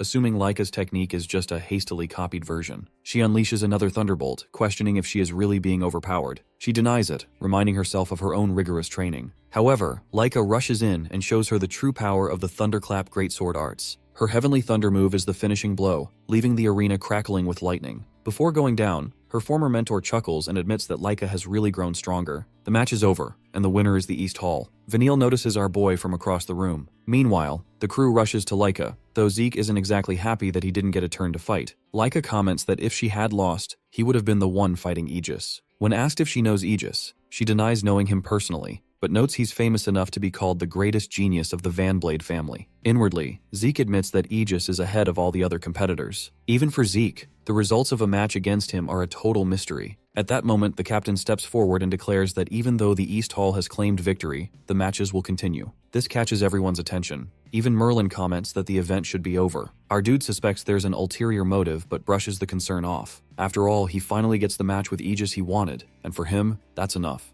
A while later, both opponents for the 7th match finally stand face to face. The genius prodigy openly admits his hall has already lost the tournament, but he's still itching for a fight. Our hero is actually a bit taken aback by how badly the guy wants to square off. Aegis explains that it's only natural for him to be curious. After all, Zeke is representing the East Wing, while a powerhouse like Leica follows his lead. The fact that our guy is officially only a 2-star makes the challenge even more tempting. Zeke pauses for a second, then grins, admitting he feels the same way. Out of all the fighters here, Aegis is on a completely different level, the prodigy of the century, and Zeke is more than ready to test that reputation. The crowd of students is buzzing as Aegis draws his blade. It's been a while since Zeke fought a serious swordsman. As the match begins, his opponent closes the distance in a single impressive footstep. He readies his weapon, utilizing his 1000-blade single sword style, and lashes out with a light blade technique. Our hero notices Aegis's presence seemingly vanish from the blade right before the strike, but he dodges just in time by twisting his body. His opponent assumes the hit landed, but Zeke just praises the move and urges him to show more. Obliging, Aegis switches to his wave blade, this time infusing it with a water affinity. While dodging the relentless strikes, our dude admits the technique makes the blade's path incredibly hard to read. Still, he catches on quickly, leaping into the air to evade a raging surge. Again, he can't help but praise his opponent. Aegis then comes at him with a light blade that moves like a lightning strike, making his patterns even tougher to track. He realizes Aegis truly deserves the genius title. His movements are unpredictable, his speed and power never drop, and his ether flows perfectly. Even though Aegis is reading Zeke's breathing rhythm with the precision of relentless training, our boy still dodges every attack perfectly. His opponent is clearly impressed, wondering what kind of insane training he has been through. Zeke jokingly offers to train him if he's that curious, but Aegis shuts that down, saying they can talk after the match. Our dude finally goes on the offensive with a punch, which Aegis manages to block. Upon impact, his opponent feels a surge of power that definitely doesn't belong to a 2-star. Zeke shifts his breathing pattern to throw him off, but Aegis adapts so fast it actually exceeds Zeke's expectations. Aegis concludes that since Zeke is finally attacking, he must have finished observing his martial arts, which he confirms with a smirk. Then the North Prodigy leaps into the air to strike again. Just as Zeke prepares to comment that the pattern is the same as before, he's caught off guard. His opponent reveals a new trick, which is after-image shadow. The move actually connects, cutting Zeke across the chest. He steps back, momentarily stunned to be wounded, while Aegis darkly asks if he should show him even more. Instead of being worried, our crazy hero just grins, because for him, the match is finally getting interesting. Meanwhile, Sandy regains consciousness, and for a second, she doesn't quite grasp where she is. Her companions rush over immediately. She starts to apologize for losing, but they cut her off, apologizing instead for holding her back. She admits their opponent is incredibly strong and encourages them to just give it their best next time. When she asks if the match between the West and South has begun, her friends startle her by informing that the current trail between North and East is still going on, and it's getting intense. Looking toward the arena, Sandy is startled to see her leader using his 5-shadow aura blade, meaning he is fighting at full power. She is left speechless, remembering Leica's warning that Zeke is actually the strongest among them. Aegis is in the thick of it, swinging constantly with his 5 shadow blades, but Zeke dodges every single move. Aegis is genuinely curious about what kind of body he has. Even after all this fighting, the guy isn't even out of breath. Zeke explains that it's all down to his grueling stamina training. While martial arts are important, he believes the fundamentals are the real backbone of a fighter. This convinces his opponent to train his own body even harder from now on. As he prepares for his next move, Zeke observes his opponent. He notes the sharpness of the blade, the hardness, the speed, and the effective range. Combined with Aegis's performance, it's still only upper-low tier, but he sees the potential for him to become formidable in the future. The exchange makes him realize the massive gap between 1,000 years ago and the present. Back then, martial arts lay in the act of the attack itself. The true essence of combat was the expression and creation through a single technique, with ether playing a supporting role. In the modern era, ether can be materialized and expressed in all things. In other words, mastery of ether is the very essence of modern martial arts. Zeke leaps away from Aegis's next move. He is overflowing with excitement because he is perfectly countering everything his opponent throws at him. He is so focused on observing the techniques that he moves almost instinctively. To him, seeing how much has changed over a millennium is fascinating. At this point, Aegis also realizes our dude's power is well beyond human. Meanwhile, Langus is tensing up because the match has been going on for 2 hours. Laika admits that both of them are freaks of nature, but she thinks the end is finally near. Aegis asks if he has been observing his every move, which he confirms, adding how much he is enjoying himself. His opponent feels the same. Burning through the last of his power, he offers to show off his newest technique. Sweating and exhausted, Aegis admits he might not win, but he is going to go out swinging with his 5-blade ultimate sword. In an instant, our MC reveals a trick of his own. He unleashes dozens of fiery fists, the Dragon Extinction combat art, second form. The shockwaves are so powerful they catch the other candidate standing nearby, forcing his team to jump into a defensive stance. Sandy is once again blown away by this overwhelming display of power. Aegis's sword is broken, and he is lying on the ground, tired as hell but wearing a happy smile. He admits that he still has a long way to go with his training. Our boy stands victorious as the winner for the West Wing. The crowd is in total awe, watching Zeke stand tall after taking down someone as elite as Aegis. Since the arena is a total wreck, the match between the West and South will continue once the place is restored. His companions admire the victory while Laika taunts him, saying he lived up to his monster nickname by destroying the place again. Zeke reminds her not to talk like that since they secured the win. Then they start discussing the upcoming West versus South match. Zeke knows Vanille is good, but he hopes the representative from the South is strong enough to make it interesting. He is wrong though. The match turns out to be a total blowout, ending in a miserable defeat for the South. The bonus chapter. After the adrenaline fades, Zeke nervously admits he overdid it by trash the arena. He assumes it'll take ages to fix, but Langus points out that the entire venue is built from a rare stone called etherlight. By infusing it with ether, the stone can restore itself to its original form. Zeke is truly in awe of such a magnificent material. Now the match ends. Mentric still senses something is off. Even for a top-tier contender, Lila Sonarl isn't the type to go down in such a one-sided blowout. Still, with the crowd waiting and no evidence of foul play, he has no choice but to declare West Hall the winners, setting the stage for them to face East Hall in just 1 hour. Over at North Hall, the atmosphere is thick with panic. Laika stares at the floor, unable to wrap her head around Lila's total collapse. Zeke shares her suspicion, noting that the gap in raw strength between the two fighters simply wasn't wide enough to justify that kind of slaughter. To his keen eyes, something was fundamentally wrong. Lila's internal power flow looked sluggish and broken, almost as if she was fighting through sludge. He notices the referee's expression and realizes he isn't the only one who smells a rat. His companions break into a heated debate. While Vanille is the head candidate, the sheer ease of his victory leaves a bitter taste in everyone's mouth. Celine points out how unnervingly fast it was, but Merlin shrugs, noting that this is their first real look at the other hall's heavy hitters. Rick adds that Vanille is supposedly on the same level as Zeke and Laika, which prompts Langus to chime in that the entire West Hall team is packed with formidable opponents. Hearing this, both seniors feel a fresh sting of regret over their earlier losses, yet Zeke sees their eyes light up with a newfound determination to win next time. He is proud of their fighting spirit, but his gaze soon drifts back to Laika. The fact that she couldn't sense the disturbance in Lila's ether has clearly left her rattled. He wants to help, but without knowing exactly what Vanille is pulling, he keeps his distance for now. Langus tries to reach out to her, but she brushes him off and walks away to find some solitude. After a while, she sits by a fountain, the sound of splashing water masking her dark thoughts. She knows Lila better than most. Lila wouldn't even let someone like Aegis walk away without a scratch, let alone Vanille. The easy victory stinks of a setup. Her mind drifts back to her childhood, remembering the day Vanille crushed her when she was only 5. She wants to avenge that humiliation,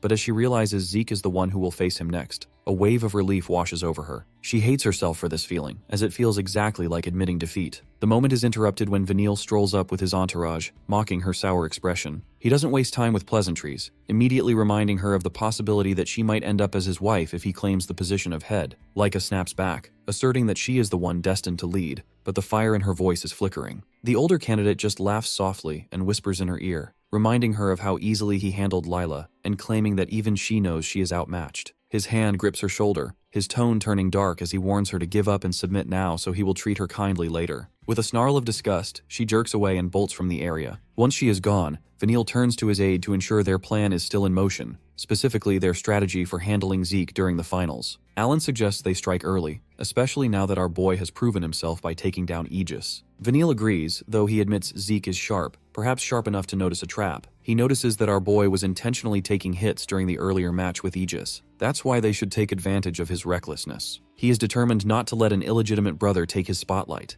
and as far as he is concerned, the victory is already his. After an hour, the match between the East and West Wings finally begins, and following the team's pattern, Rick steps up first. Beside him, Merlin is lost in thought, realizing that even though they are the seniors, they feel like the weakest links in the East Hall compared to the giants of power representing the West. The sheer intimidation factor terrifies him. leaving him doubting if a win is even possible. These dark thoughts are abruptly interrupted when Zeke clobbers him over the head for overthinking and letting his fighting spirit wither. He points out that at this rate, he is essentially fighting to lose. He urges him to aim for victory regardless of the opponent's strength and to have complete confidence in the training they have undergone. Once Rick's spirit begins to lift, Zeke tells him to relax his shoulders. He explains that the great strength fist art requires power to be gathered into a single point. If his body is this tense, that power will simply scatter. With this final piece of advice to keep calm, Rick exclaims that he actually feels like he can win. As their senior heads toward the arena, Laika comments on how strange it is for our boy to know so much about the great strength fist art and every other martial art despite never receiving formal education. Zeke answers with his usual arrogance, claiming the question is foolish because he knows these things simply because he is who he is. His response makes her regret asking in the first place. In the arena, Rick faces an opponent who has already proven to be an insanely strong fighter, but this time, Rick is determined. His opponent looks down at him, mocking his arrogance and reminding him of his previous loss. He confidently replies that he isn't the same person he was before, which only prompts a mocking grin from the other side. Next moment, Mentric announces the start of the match. The opponent charges immediately, expressing total disbelief that Rick could have improved in just a few hours. He strikes with the Battle Mantis dagger art, utilizing a mantis slash technique. He blocks the blow by crossing his arms and reinforcing them with aura. Seeing this, his opponent taunts him, claiming he won't be able to block what comes next. A strike called the Devouring Swarm follows, hitting Rick hard enough to make him cry out in pain. His opponent jeers again, reminding him that he had claimed to have changed. Rick admits to himself that this fighter is incredibly tough, but he refuses to give up. He tries to land a punch, but his opponent deflects it with ease, confident that Rick can't touch him. Realizing he can't catch the man with speed, Rick ponders his next move and recalls his idol's words about relaxing the body to focus power. Wiping his mouth with determination, Rick decides his next attack will be all or nothing. His opponent readies a piercing B-flash, calling Rick a persistent weakling. However, Rick surprises everyone by grabbing the blade head-on to force his opponent to stay still. With his target locked, he prepares his fist. The next moment, he unleashes the Great Strength Fist Art, Great Strength Punch. The impact is massive, enough to knock his opponent clean away. Shock fills the arena as the match is called, and the East Wing is announced as the winner. Rick cheers in delight while his opponent stares up in disbelief at his loss. When the defeated boy approaches Vanille, he is heartlessly kicked away. Vanille turns darkly to his remaining subordinates, reminding them that they need to crush their opponents. A command they answer immediately. The second match starts right away, featuring Merlin against one of Vanille's minions. Merlin opens with the Red Flame Sword Art, Spark Slash, but her opponent deflects the strike with his spear. He counters with the Great Chaos Spear Art, Piercing Barrage, a move that leaves her coughing as the attack connects. He doesn't give her a second to breathe, continuing a brutal, relentless assault. Merlin's friends turn pale as they watch the brutality being visited upon their teammate. Raymond has to hold Rick back, reminding him that any interference will lead to a disqualification. Ultimately, the match ends with Merlin's defeat, securing a win for the West Wing. Rick rushes to her side, calling her name in a panic. Our boy watches the scene with a heavy, serious expression, listening to the desperate cries of his classmate. The situation with Merlin is dire. She remains unconscious despite the frantic cries of her friends. Zeke watches the scene in silence, his expression hardening into something cold and serious. While he is brooding, his friends notice her opponent walks past. Rick demands an answer, asking why he had to go so far. The boy answers nonchalantly, stating that it was a combat match and he simply did what was necessary to secure the win. When the group protests that such brutality wasn't required, the fighter scoffs, calling them naive for thinking the West Hall would ever show mercy to an opponent. Laika steps forward, guessing that this cruelty is an explicit order from their boss. The boy doesn't deny it, telling her she should forfeit if she can't handle the heat. He points out that even Mentric didn't stop the match because this is how things are done. Merlin showed her fighting spirit, and he simply crushed it. Before Laika can retort, he turns away, dismissing them as noisy and warning them to worry about their own safety, as they are all going to end up just like her. Next, Retin appears as Langus's upcoming opponent, immediately pressuring him to forfeit. When the timid boy utters his name, his bully snaps at him not to speak so casually, asking if he plans to surrender or if he wants to be broken like Merlin. He threatens to treat Langus exactly the way he did back at their village. Laika is ready to protest, but Langus stands tall, challenging his bully and vowing to surpass him, a move that leaves him scowling. As the timid boy steps into the arena, Zeke's voice echoes in his head, making him shiver. Our hero consoles him, revealing that he has recreated a specific technique based on an experience from years ago. Before the fight begins, Zeke offers some cryptic advice, telling him that even clouds drift freely and water flows endlessly. He is totally confused, but Zeke instructs him to try and imagine those images if he hits a wall during the fight. Mentric notices Langus standing frozen in place and calls out to wake him up. He snaps out of it with a quick apology and gets into his stance. The match begins, and Langus opens with the Cloud Water Spear technique, thrusting his weapon forward with Water Pierce. His bully deflects the move with his sword, and counters with the Serpent Assault Sword technique, unleashing a Strike Piercer. Langus manages to block the attack, but the bully strikes again, taunting him for acting tough despite his lack of strength. This time, a Serpent Slash connects. Even though he tries to block, the strike curves around his defense and hits him. Retton jeers at him to try and block the next one as he presses the advantage. He retaliates with flowing clouds running water, a stream of power flowing from his spear, but his opponent stops it cold with his blade. With a surge of power, Retton shoves him back. Everyone watches in worry as their timid friend stumbles, only barely stopping himself from falling. He realizes his plan to block and counter is failing because Retton is cleverly using Langus's own momentum against him. The situation takes a turn for the worse as his opponent not only realizes his strategy, but proves himself to be a specialist in counterattacks. He mocks Langus, claiming the skill gap between them is simply too wide to bridge. The bully grabs him roughly, snarling that he is delusional to think a child of the Mock Dragon could ever be strong.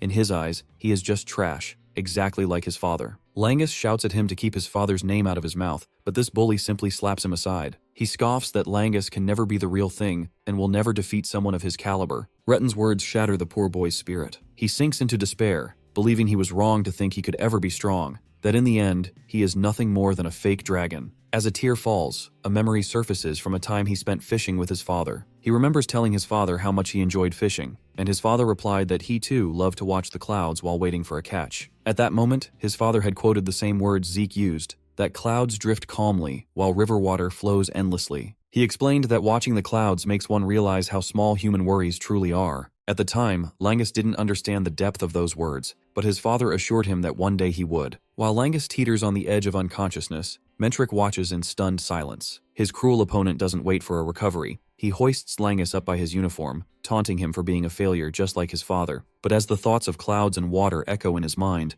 Langus's spirit surges back to life. He snaps into action, blocking Retton's next strike and shoving the bully back with unexpected force. A smile spreads across Mentric's face as he witnesses the transformation. Langus has officially awakened his third star. Even after witnessing his former prey reach the 3-star rank, Retton refuses to believe they are equals. Readying his sword, he shouts his denial while throwing a meandering slash at Langus. The petite boy watches closely, dodging the attack with pure reflex. Retton can't believe he actually hit Langus earlier and wonders how his opponent is seeing through his attacks now, something he deemed impossible. He attacks again with a chaotic serpent swarm, his ether rushing at Langus from both sides, but he keeps moving forward. Meanwhile, watching the match, our boy informs Laika that Langus has reached a step closer to his essence. This confuses her. He explains that Langus' affinity is cloud and water. No matter what, water never stops. It's flexible, yet it swallows every life force it encounters. Zeke had already displayed this essence in his previous fight, but now Langus is truly mastering it. Laika can't believe he's done this in such a short time, but he interjects, noting that Langus might not even realize it himself because his concentration is so remarkable. Retton is truly intimidated now. He attacks again, desperate to create distance between them, but Langus steps ahead and knocks the sword away with a spear deflection. Zeke grins because he knows that water isn't just supposed to flow gently. Langus gathers all his power, creates a violent water attack, and strikes, pushing his opponent back and knocking him down. When Mentric announces that the East Wing wins, Langus can't believe it. It seems he was doing all of this on instinct, and he suddenly wakes up. Laika immediately rushes over to congratulate him on his 3 stars, but he's still dazed. Suddenly, everything clicks, and he lets out a shout of joy. His friends praise his fighting, but he's still processing the fact that he actually won against the bully. Rick is dying to know about that amazing last move. Laika praises it too, saying it looked like a water dragon ascending a waterfall, which Raymond thinks is cool. Poor boy is so out of it that he didn't even realize he used a specific technique. Our hero interjects, explaining that the move was the Rising Dragon Piercer, a technique recorded in the 2nd volume of the Cloud Water Spear style. He comments that even though Langus has only read the 1st volume, he's getting the hang of advanced techniques on his own. His sister is curious how he knows about it.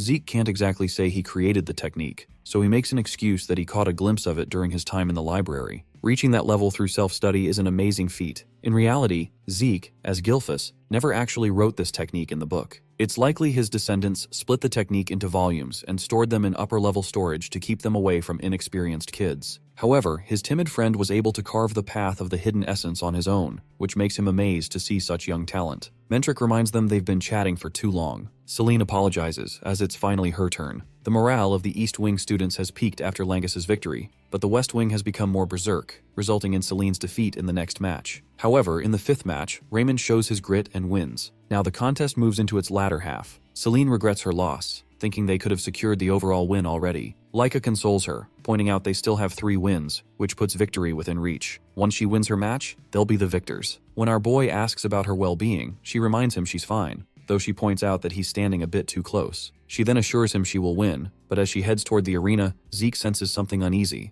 The loser from the West Wing gets a warm welcome, a hard kick from Alan, who sneers that they're nothing but a useless pawn in his boss's game. Once he's finished venting his frustration on his fallen comrade, Alan boasts that winning this match will swing everything in their favor. Hearing this, Laika steps up, claiming the victory for herself. With that, the match between the East Hall and West Hall begins. Both opponents draw their blades. Our heiress immediately leaps into the air, aiming for the first strike. Alan is visibly nervous at first. He knows she's the girl who surpassed someone as strong as Sandy, so he grips his sword tight, ready for anything. Their blades clash violently before both fighters spring back, creating distance to reset their positions. Alan knows deep down he could lose this match. However, his boss has already rigged the game, poisoning Laika to ensure the odds are in his favor. The trick finally starts to kick in. The blonde freezes, realizing something is horribly wrong with her body. Capitalizing on the moment, her opponent swings his sword high, shouting that she doesn't stand a chance. Laika manages to block the strike, but her weakened body can't withstand the raw power behind his blow. She struggles to hold her ground, and Alan seizes the opening to kick her back. Her companions watch from the sidelines, hearts sinking with worry. The blonde heiress realizes that she can't tap into her lightning, but she doesn't understand why. Sensing her vulnerability, Alan taunts her, repeating that she can't change the outcome of this fight. He then launches into a relentless, merciless assault. As she takes hit after hit, the situation turns dire. Because she hasn't just lost her lightning, she's lost her ether as well. Since ether is deeply bonded to a warrior's physical form,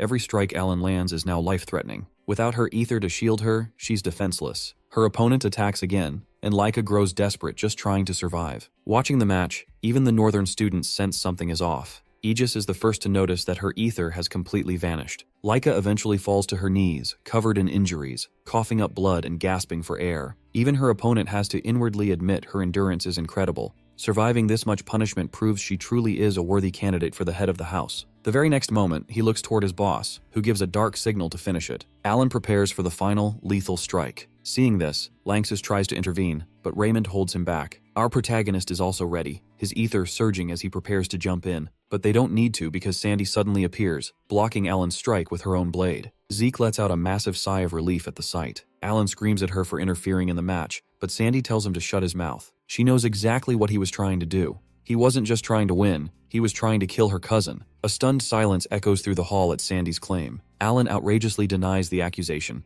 but even Aegis intervenes, pointing out that the final strike was clearly intended to be fatal. As they argue, the northern representative warns Alan that if he wants to avoid being accused, he needs to be a lot more careful with his words and actions. After all, Laika couldn't use her ether, making that last attack even more lethal. Next moment, Venel also joins in, scoffing that they are the ones interfering. He complains that they're only whining about methods because the girl was too weak to keep up. To the West Hall, this is a real battle. They don't care about their opponent's condition, they only care about crushing them completely. Sandy protests, snapping that there should be limits since this isn't a life or death duel. Vanille just scoffs at her, calling her statement soft and claiming that's exactly why she lost. For them, every fight is the real deal. However, he jokes that even they know when to hold back, claiming they never actually intended to kill her. Sandy's body crackles with lightning at his audacity, but before she can move, Mentric steps forward. His dark aura suddenly surrounds everyone as he asks, with a deadpan expression, who exactly gave them permission for all this idle chatter. When Sandy tries to defend her cousin, he silences her, coldly stating that he is the one who determines the match results,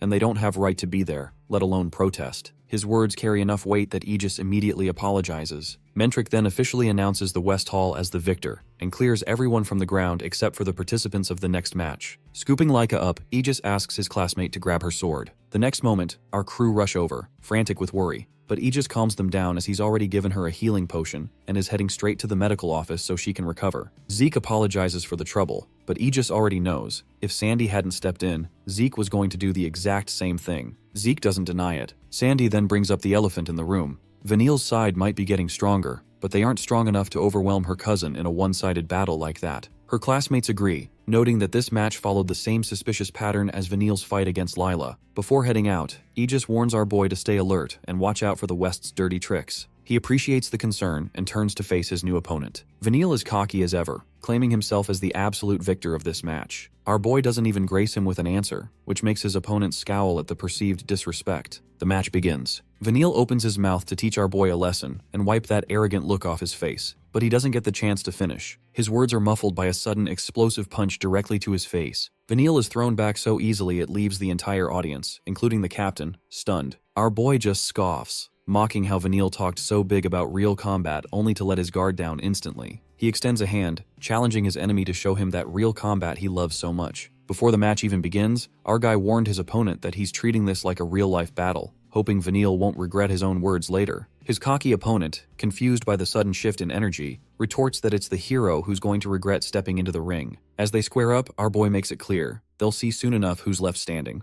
Now, as Vanille is sent reeling toward the edge of the arena, his lackey shouts his name in shock, unable to believe their boss was just knocked away so easily. Vanille stares at our protagonist, reeling from the fact that the boy is completely unscathed, even though Vanille had boosted his countermeasures to the absolute maximum. Our boy remains calm, his eyes tracking Vanille's movements. He concludes that Vanille is a wind element user, likely hailing from one of the great houses that specializes in wind element. His half-brother, however, is seething with fury, but our hero just taunts him, asking how it feels to finally taste the real battle he was so busy preaching about. He throws another insult at his arrogant half-brother that he is mindful of his power level while attacking. In a burst of rage, Vanille is about to say something, but with swift motion, our boy appears behind him to strike from his blind spot. But this time, the cheater actually manages to brace himself. Still, his eyes widen in confusion. He can't wrap his head around how someone like him is being handled so effortlessly. Before he can even process the thought, Zeke appears right in front of him. He mocks Vanille, telling him that getting lost in thought is a rookie mistake in a real fight, before burying a fist deep into Vanille's gut. Coughing up blood, Vanille falls to his knees. Our boy looks down at him with a deadpan expression, coldly stating that he could have killed him 3 times over by now. First, with the strike to the face, then, a blow to the neck,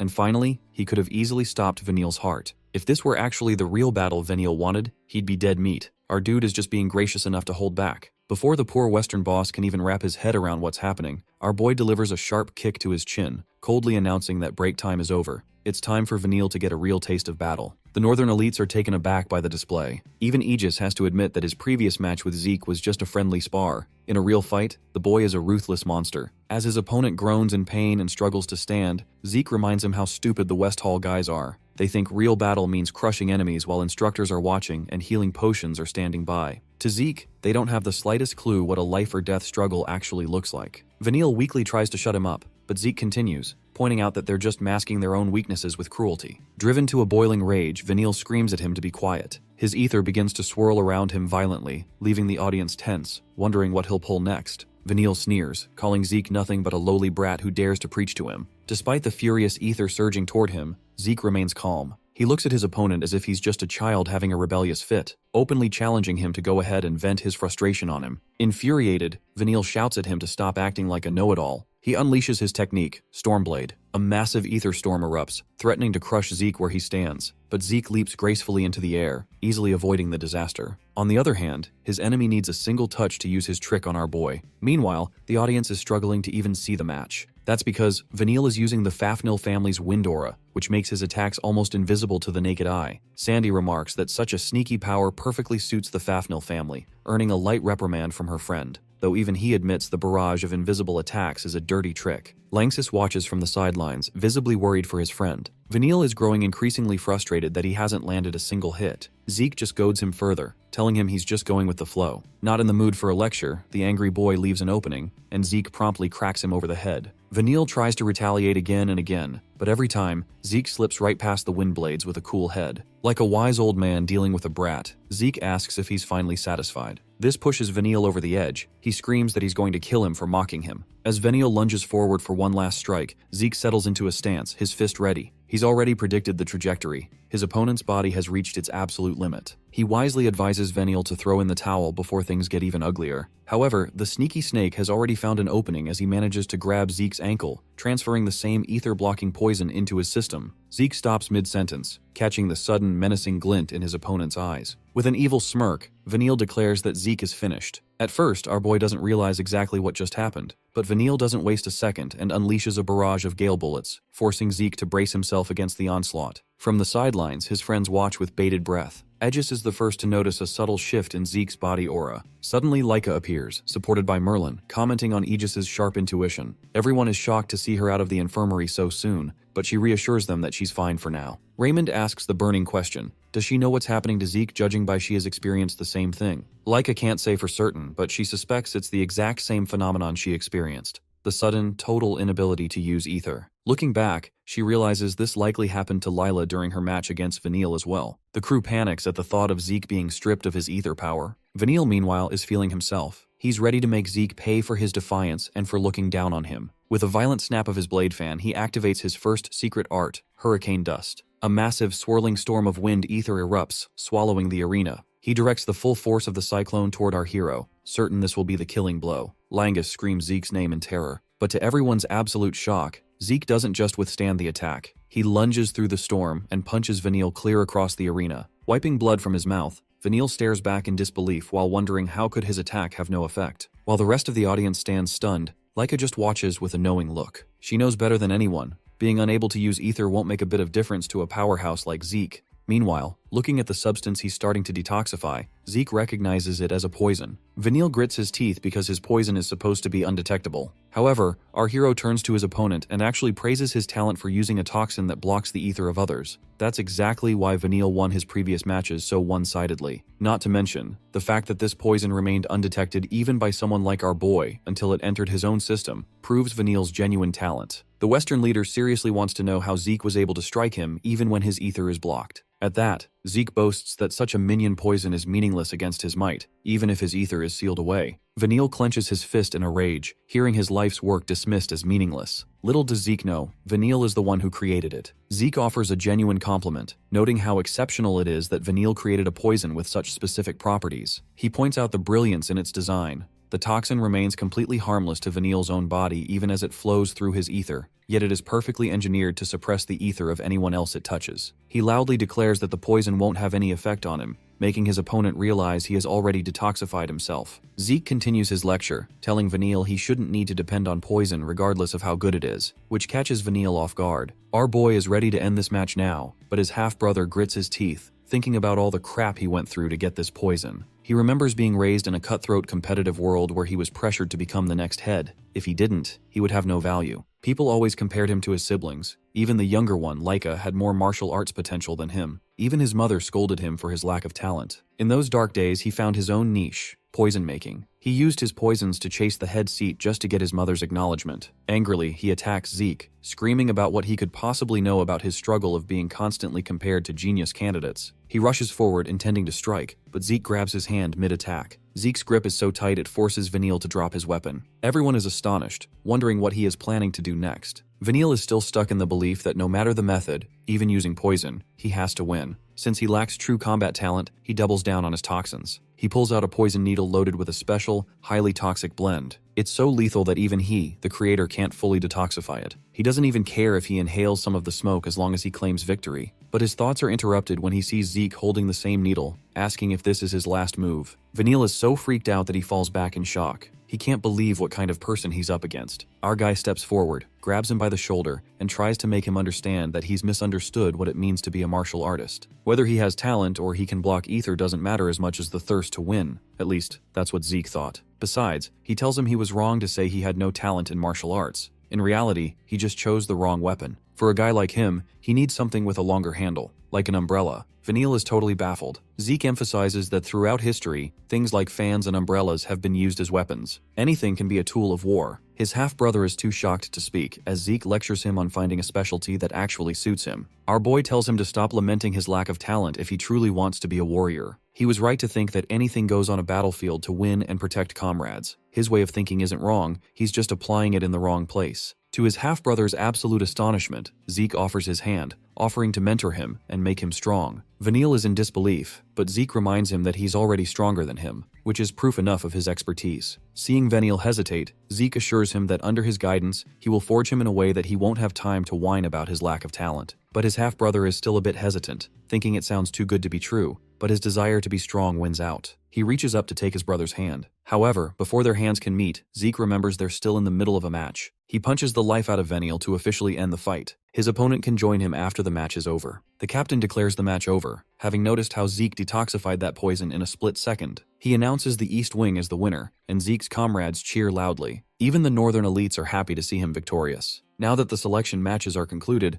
a great feast is held. Afterward, everyone gathers for an official briefing and a big feast. The man in charge doesn't beat around the bush. He immediately starts explaining the special mission they need to fulfill. It wasn't just the East Wing present. Participants from the other wings were also gathered for the meal. Before the captain arrived, the room was thick with tension. Everyone was dying of curiosity, wondering why all the wings had been invited and waiting anxiously for an explanation. In the middle of this high-pressure situation, only one person remained completely unfazed. Our hero. Zeke was eating like he'd been starving for weeks, even urging his comrades to dig in before the food got cold. His lack of concern earned him a worried remark from the blonde heiress, who asked how he could possibly eat when he should be worried about the kind of task they were about to be assigned. Just then, the official walked in. Noticing our boy had already started, he ushered everyone else to follow suit, explaining that the feast was a reward for the hard work they'd put in during the matches. Once everyone settled, the captain prepared to explain the mission. I just spoke up, questioning whether they were even eligible to hear the details. Mentric reassured him, noting that it was fine because there was a high chance they would be participating in the mission as well. Mentric begins to explain the discovery of a special rift within Eldragon territory. This sparks a memory for Zeke. He recalls reading about these phenomena in the books back at the library. Mentric continues, explaining that while they might know the basics of rifts, this one is different. It can't be conquered through normal means. When Leica asks for clarification, Mentric explains the rift's specific restrictions. Only those at the 3-star rank or below can enter. Anyone at 4 stars or higher is forcibly rejected by the rift's barrier. This condition is so absolute that not even the family heads can step inside. While the Eldragon family has plenty of 3-star soldiers, they are currently short-staffed due to a recent surge in rift appearances across their lands. That's why the responsibility has fallen onto the students. Then, he drops the most important detail. There is a high chance this rift contains magic water, the essential substance needed to awaken mana. The room goes silent with shock. Zeke, eyes wide, asks for confirmation on what the water does. Mentric confirms it. The water can convert ether into mana, making a person capable of using true magic. Zeke's eyes practically turn into stars at the thought. Mentric adds that of the 8 great families, 7 possess a magic spring, except for the Eldragon family. This mission isn't just a task, it's the most vital mission in the family's history. Therefore, failure is not an option. However, there's a catch. The rift is located near the border of the Cerberus family, who will undoubtedly try to claim it as well. This explains why the selection matches were so intense. They needed the most capable 7 3-star warriors. Aegis assumes that since the East Wing won, they'll simply take the prize, but Mentric shocks everyone again. Any of the participants can be chosen as one of the 7 candidates. That's why the matches weren't just for winning, they were held so everyone could see each other's strengths and martial styles to build a balanced team. Mentric then turns to Zeke, giving him the right to choose the members of this team. When Zeke looks surprised, Mentric reminds him that as the representative of the winning East Wing, it's his duty. Zeke, who never actually asked to be a leader, immediately passes the buck to Leica. She's hesitant, but Zeke gives her an ultimatum. If she doesn't choose, he'll pick for her, and he will choose only himself. Knowing Zeke's unpredictable nature, Leica annoyingly realizes she'd better do it herself. Zeke points out that as a head candidate, this is good practice for her to use her insight and judge people's worth. Mentric pulls Zeke aside, asking if he's sure about handing this power to Leica, especially since leading a successful mission like this would practically guarantee Zeke the seat of family head. Zeke just shrugs. To everyone's utter astonishment, he announces he has zero intention of becoming the family head. When they stare at him like he's grown a second head, he explains that his personal business, attaining the pinnacle of martial arts, is far more valuable to him than a political seat. As Leica begins forming the team, the scene shifts. Over at the Cerberus family, the head receives news about the special rift. He's furious, calling the Eldragon family lizards and screaming at his subordinates for the late report. His man explains they were misled by Eldragon's decoys. The Cerberus head realizes that if the Eldragons are moving into the forest, there must be something massive inside the rift, and his subordinates confirm the rumors of magic water. He asks about the entry conditions. When he hears it's limited to 7 people at 3 stars or lower, he grins. He sees through the Eldragon plan to hog all the slots. His interest peaks when he learns the Eldragons are so short on veteran soldiers that they are sending students, including, most likely, their heirs. He asks how many bracelets of deception they have in storage. When told they have 4, he orders them to use every single one to wipe out the Eldragon heir. His subordinate hesitates, noting the bracelets are rare and hard to replace, but the head doesn't care. To him, they are just rotting in storage. He wants them used to butcher the Eldragon children. A dark, twisted grin breaks across his face as he imagines the look on the Balza's face when his own children are sent back in pieces. Back at the academy, Leica finishes selecting the team of 7 for the mission. Before they depart, Zeke stands before his comrades to deliver their final training instructions. He starts with Rick and Merlin, informing them that they must focus on basic physical conditioning. They are to run every day and build pure muscle to solidify their foundation,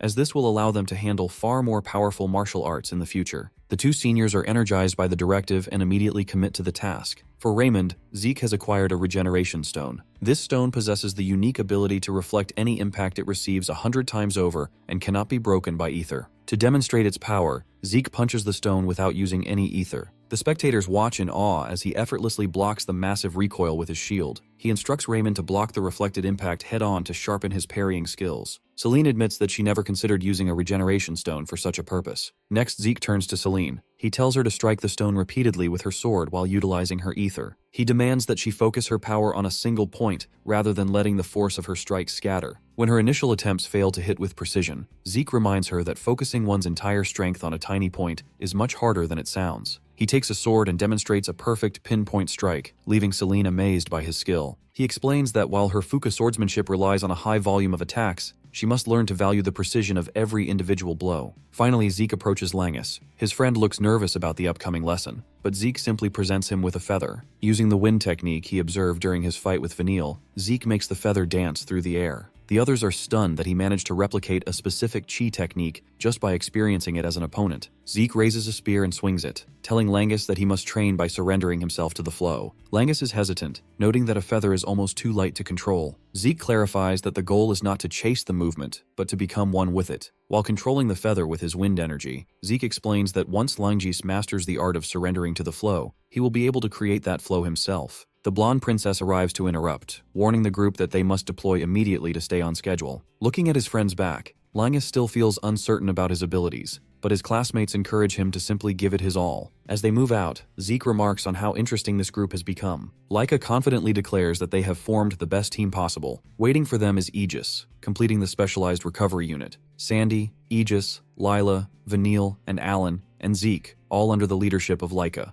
Meanwhile, Mentric informs the family head, Balza, about the departure of the recovery team. News has reached them that the Cerberus family is also aware of the special rift. Balza expected this development, though it arrived sooner than anticipated. Fortunately, his team is already positioned to enter before Cerberus can even organize a response. A subordinate suggests that the Cerberus forces might wait to ambush the team and steal the spoils of war once they exit the rift. He proposes that the selection team waiting near the rift should rendezvous immediately to prevent this. After a brief pause, Balza asks about the actual capabilities of the selection team. Mentric assures him that the group consists of high-ranking 3-star individuals who are more than capable of handling the rift conquest and standing their ground against Cerberus. When Balza mentions that Zeke is only a 2-star warrior, Mentric stuns the room by claiming that Zeke could likely handle the entire situation single-handedly. He adds that out of all of Balza's sons, Zeke is the only one whose true depth remains a mystery. Another subordinate scoffs, pointing out again that Zeke is only at the 2-star rank. The captain admits this is true but argues that for someone like Zeke, stars are just meaningless numbers that fail to predict true strength. Mentric then drops a bombshell. Zeke's martial arts remind him of Balza's own dragon-slaying combat art. Both the subordinates and the head are left speechless. The dragon-slaying style is a closely guarded secret passed down through generations only to the heads of the Eldragon family.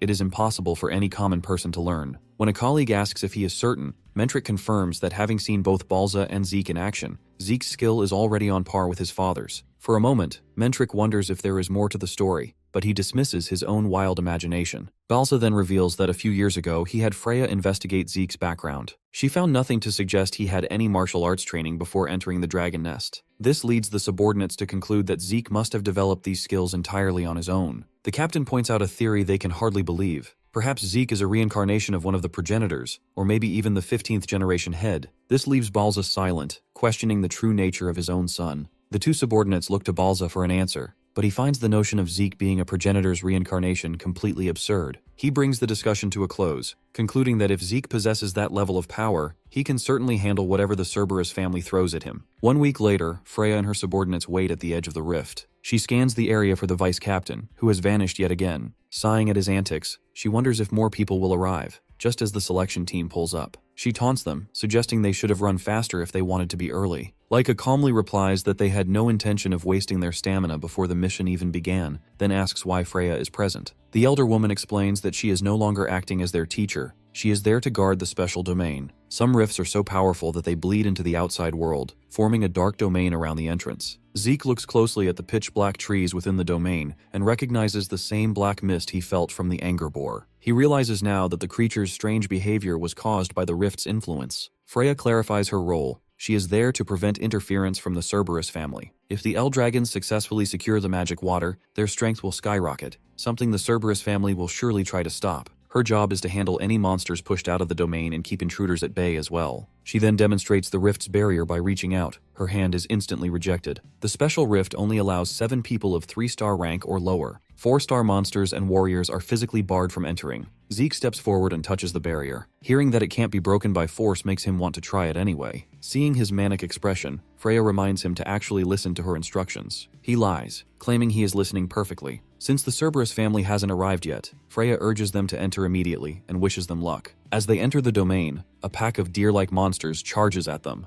Vanille steps up, swinging his new staff and using wind energy to clear them out in a single sweep. Alan praises his skill. Watching the hunt, Aegis recalls the moment back at the academy when Zeke handed the weapon to his half-brother. At the time, Vanille couldn't believe Zeke was actually serious about helping him grow stronger. When Zeke insisted he use the staff for the upcoming mission, Vanille flew into a rage, insulted that he was being told to use an unfamiliar weapon for such a critical task. He even threw the staff aside in anger before storming off. However, he stopped dead in his tracks when he felt his own wind energy resonating from the very staff Zeke was holding. Completely baffled, he asked how Zeke could possibly do that. Zeke just answered nonchalantly that he doesn't need to know it. He simply needs to use the tool. The two brothers bickered back and forth until Vanille reminded him that an umbrella was the original suggestion. Since Zeke couldn't find an umbrella, a long-handled staff was the next best thing. When Vanille protested that he knew zero martial arts involving a staff, our boy boasted that he had already developed a perfect style for him, the Phantom Wind umbrella art. Back in the present, Vanille is utilizing that exact style. Watching from the side, the northern leader notices that Vanille's movements are significantly sharper than they ever were with his fan,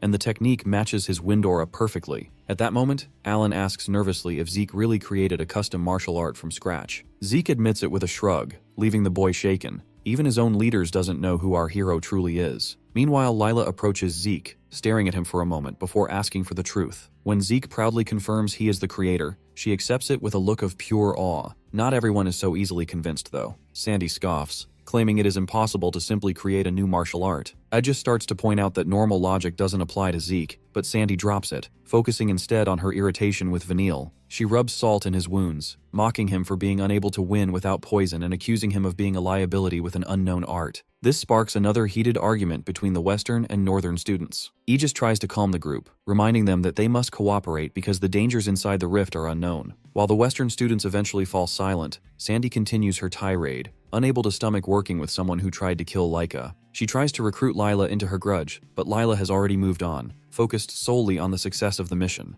Zeke can't help but think that Lila is truly something else. Disappointed by Lila's lack of interest, Sandy turns her frustration toward her cousin. Laika admits that she isn't as detached as Lila, but she selected this team based purely on the abilities necessary for the mission's success. Alan remarks that Laika seems much smarter than her cousin, which nearly sends Sandy into another fighting stance. Laika watches the internal friction with growing concern, but Zeke is already analyzing the group's tuning. A team consisting of people who don't trust each other is inherently risky and unbalanced. On the other hand, if they can learn to accept one another's true natures, they might actually become worthy comrades. They finally reach near the rift, which looks like a literal crack in space. Laika warns everyone to stay alert as they prepare to step into the unknown. Unlike the others, Zeke is genuinely hyped, but just as they step toward the rift, our hero senses a presence. Someone else has entered the domain along with them. When Lila asks if something is wrong, he brushes it off as nothing and urges the team to move forward into the rift.